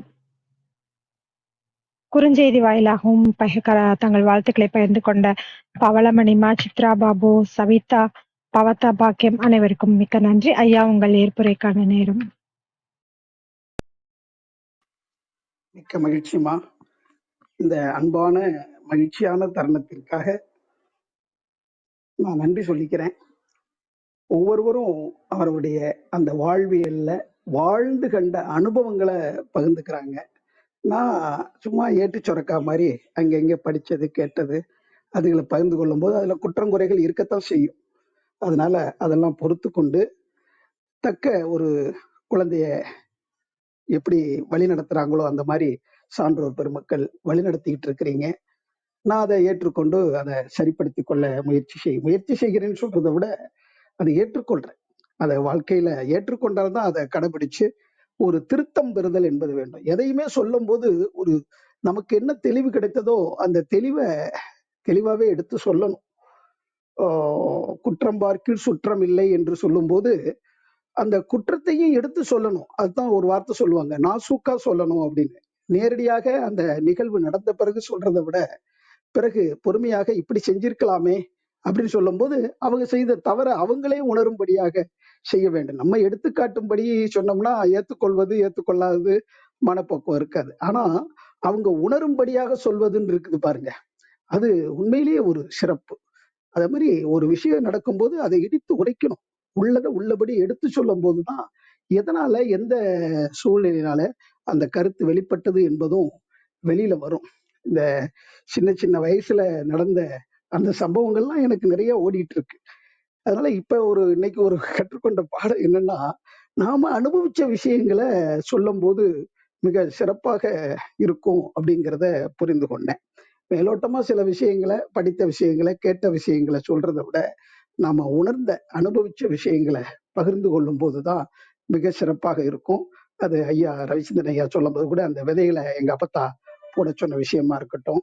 அதே மாதிரி என்னுடைய சிறு வயதுல நான் தாத்தா பாக்கெட்ல இருந்து, நம்ம தாத்தா தானே அப்படின்னு அவங்க பாக்கெட்ல 7 வயசா இருக்கும்போது அதுல பாக்கெட்ல காசு எடுத்துட்டு போய் அந்த முட்டாய் வாங்கி சாப்பிட்டது, அழிரப்பர் வாங்கினது, இதெல்லாம் என் தங்கச்சி பார்த்துட்டு சொல்லி கொடுத்த பிறகு எங்க அப்பத்தா தெரியாம எடுக்கலாமா அப்படின்னு சொல்லிட்டு வாசல்ல அந்த மாடு கட்டி வைக்கிற சங்கிலியில என்னைய கட்டி போட்டு, பாரு தெரியாம எடுத்திருக்கான், காரி துப்புங்க வைங்க அப்படிங்கிற மாதிரி சொன்ன உடனே நான் அழுதுகிட்டு இருந்தது. எங்க அம்மா வந்து தடுக்கும் போது, உனக்கு ஜோறு போட மாட்டேன் ஓடிப்போ அப்படின்னு எங்க அம்மாவை மிரட்டினது. இது 7-8 வயசுல நடந்திருந்தாலும் இன்னைக்கும் மனசுல நிக்குது. ஆனா அவள் அன்பானவர்கள் என்னை எப்படிலாம் பார்த்துக்கிட்டாங்க அப்படிங்கிறதுலாம் எனக்கு மட்டும்தான் தெரியும். அவ்வளவு அன்பானவங்க இப்படி ஒரு கண்டிக்கிறாங்க, இந்த மாதிரி சொல்றாங்கன்னா அதுல ஒரு காரணம் இருக்கு அப்படிங்கிறதெல்லாம் புரிந்து கொண்டதுனாலதான் அடுத்தவர்களுக்கு உடமைய நம்ம தெரியாம எடுக்கக்கூடாது அப்படிங்கிற அந்த பண்பு இன்னைக்கு அளவுக்கும் நிலைச்சிருக்கு. நம்ம மற்றவங்களுக்கு கொடுக்கணும்.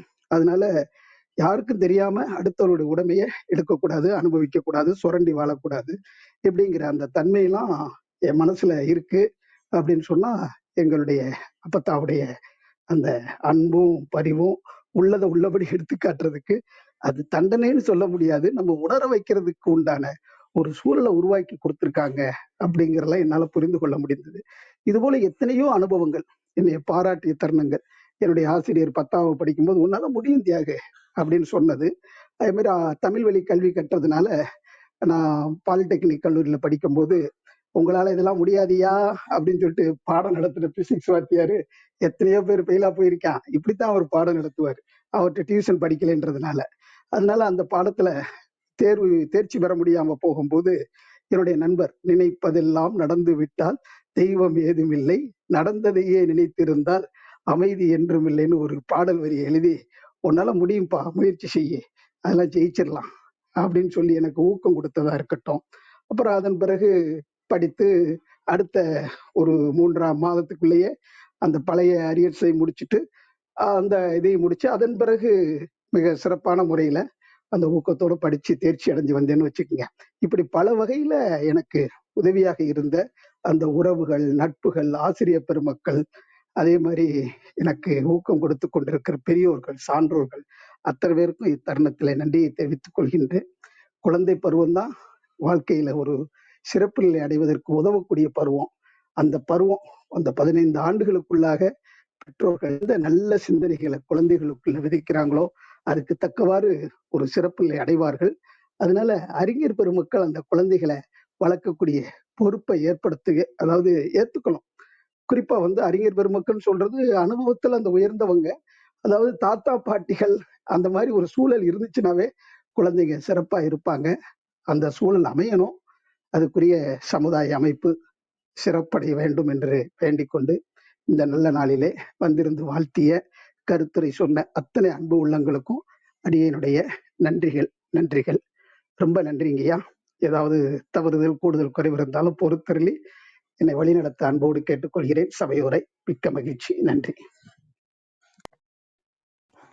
மிக்க நன்றிங்கய்யா. நிறைய உங்களுடைய வாழ்க்கை அனுபவங்களையும் சேர்ந்து பகிர்ந்துக்கிட்டீங்க. அப்பத்தா அவங்கள பத்தி எல்லாம் சொல்லும்போது எல்லாருக்குமே அவங்க பாட்டி, தாத்தா இந்த மாதிரி நம்மளும் ஏதாவது சின்ன சின்ன விஷயங்கள் செஞ்சிருப்போம். அந்த மாதிரியான தருணங்களாகட்டும், அவங்க அன்பு காட்டிய தருணங்கள், நமக்கு ஊக்கம் கொடுத்தவர்கள், இப்படி சிறு வயதில் நமக்கு நிறைய பேரை பத்தி நீங்க சொல்லும்போது எல்லாருக்குமே அவங்களுடைய ஊக்கம் கொடுத்தவர்களாகட்டும், அன்பு காட்டிய தாத்தா பாட்டி ஆகட்டும், இப்படி எல்லாருடைய ஞாபகமும் நிச்சயமாக வந்திருக்கும். அந்த வழிகாட்டுதல் அப்படி இருக்கும்பொழுதுதான் நம்ம அவங்க எப்படி நம்மள ஒரு அன்பு காட்டி பாராட்டினாங்களோ அதே போல் நாம அடுத்த தலைமுறைக்கு அந்த அன்பை காட்டி பாராட்டுவோம் அப்படிங்கிறதையும், குழந்தைகளை பாராட்டுவோம் என்ற தலைப்பில் ரொம்ப அழகான சிறப்புரை கொடுத்ததற்கும், நிறைய கருத்துக்களை பகிர்ந்துகிட்டதற்கும் மிக்க மிக்க நன்றிங்க ஐயா.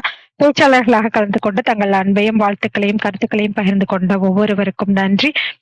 தொடர்ந்து கவனிப்பாளர்களாக இருந்து ஊக்கம் கொடுத்து கொண்டிருக்கும் அனைவருக்கும் நன்றி. குறுஞ்செய்தி வாயிலாக தங்கள் வாழ்த்துக்களை பகிர்ந்து கொண்ட ஒவ்வொருவருக்கும் நன்றி. அருள்செய்யர் சார், நீங்க பேசுறீங்களா? ஒரு சின்ன ஒரு அனுபவம். இந்த மார்ச் 28 என்னுடைய பிறந்த நாள். அப்ப என்னுடைய பாப்பா ஒரு நைட்டு ஒரு 11 மணிக்கு ஒரு பேப்பர்ல கிரீட்டிங் கார்டு, அதுவா கிரியேட்டிவிட்டியா அது ஏதோ வரைஞ்சு அந்த பர்த்டேக்கு கூட ஸ்பெல்லிங் தப்பு, BITH ஏதோ ஒன்று போட்டு, டேக்கு DOYன்னு போட்டு, அது ஒரு ஆர்ட் மாதிரி போட்டு ஒரு படம் மாதிரி வரைஞ்சி மீச மாதிரி வரைஞ்சி ஒரு அது கொடுக்கும்போது சொல்லிச்சு, டேடி என்கிட்ட காசு இல்லை டேடி, என்னையால முடிஞ்சது என்கிட்ட இருக்கிற பென்னு ஸ்கெட்சை வச்சு நான் ஒரு பேப்பர்ல ஒரு இது மாதிரி பண்ணி கிரீட்டிங்கா கொடுக்குறேன், வச்சுக்க டேடி, ஹாப்பி பர்த்டே அப்படின்னு சொல்லி நைட்டு. எனக்கு ரொம்ப சந்தோஷமா இருந்துச்சு. சரி ஓகே அப்படின்ட்டு வாங்கிட்டு அதை நான் ஸ்டேட்டஸ்ல எல்லாம் வச்சிருந்தேன். அது கற்பவழி கூட பிரிட்டோ சார் கூட நான் அனுப்பிச்சிருப்பேன் அந்த கிரீட்டிங்க. அது ஸ்பெல்லிங் மிஸ்டேக்னால அந்த கிஃப்ட் கார்டு எனக்கு ரொம்ப பிடிச்சிருந்தது. அதை என் மனைவி பார்த்துட்டு இது எனக்கும் அதான் அப்பாவுக்கு அம்மாவுக்கு உள்ள வித்தியாசத்தை சொல்ல வர்றதுக்காக இதை சொல்ல வரேன். என் மனைவி பார்த்துட்டு, நல்லா இருக்கு பாப்பா, ஆனா ஸ்பெல்லிங் மிஸ்டேக். அதுக்கப்புறம் என் மனைவி அதை திரும்ப அது கரெக்டா ஸ்பெல்லிங் போட்டு கரெக்டா இது பண்ணி அதை அவங்க ஸ்டேட்டஸ்ல வச்சாங்க. ஸ்டேட்டஸ்ல வச்சு பொண்ணு இந்த மாதிரி எங்க அவருக்கு கார்டு கொடுத்துச்சு அப்படின்னு சொல்லி. ஆனா ஒரிஜினல் தான். அது என்ன மனநிலையில அது தப்போ ரைட்டோ, அதனுடைய அன்பு அதுல தெரிஞ்சது. அதுதான் முக்கியம். ஸோ அதை பகிர்ந்துக்கணும்னு ஆசைப்பட்டேங்க. நன்றிங்க. நன்றிங்க சார். நிச்சயமா அன்பு காட்டுறது நம்ம பிறந்தநாளுக்கு ஏதாவது ஒண்ணு அப்படிங்கிற அன்பை காமிக்கணும் அப்படிங்கிற ரொம்ப ரொம்ப முக்கியமான விஷயம். ரொம்ப அழகான ஒரு கார்டும் கூட. மிக்க நன்றிங்க சார். அதை பகிர்ந்துகிட்டதற்கும் நன்றி.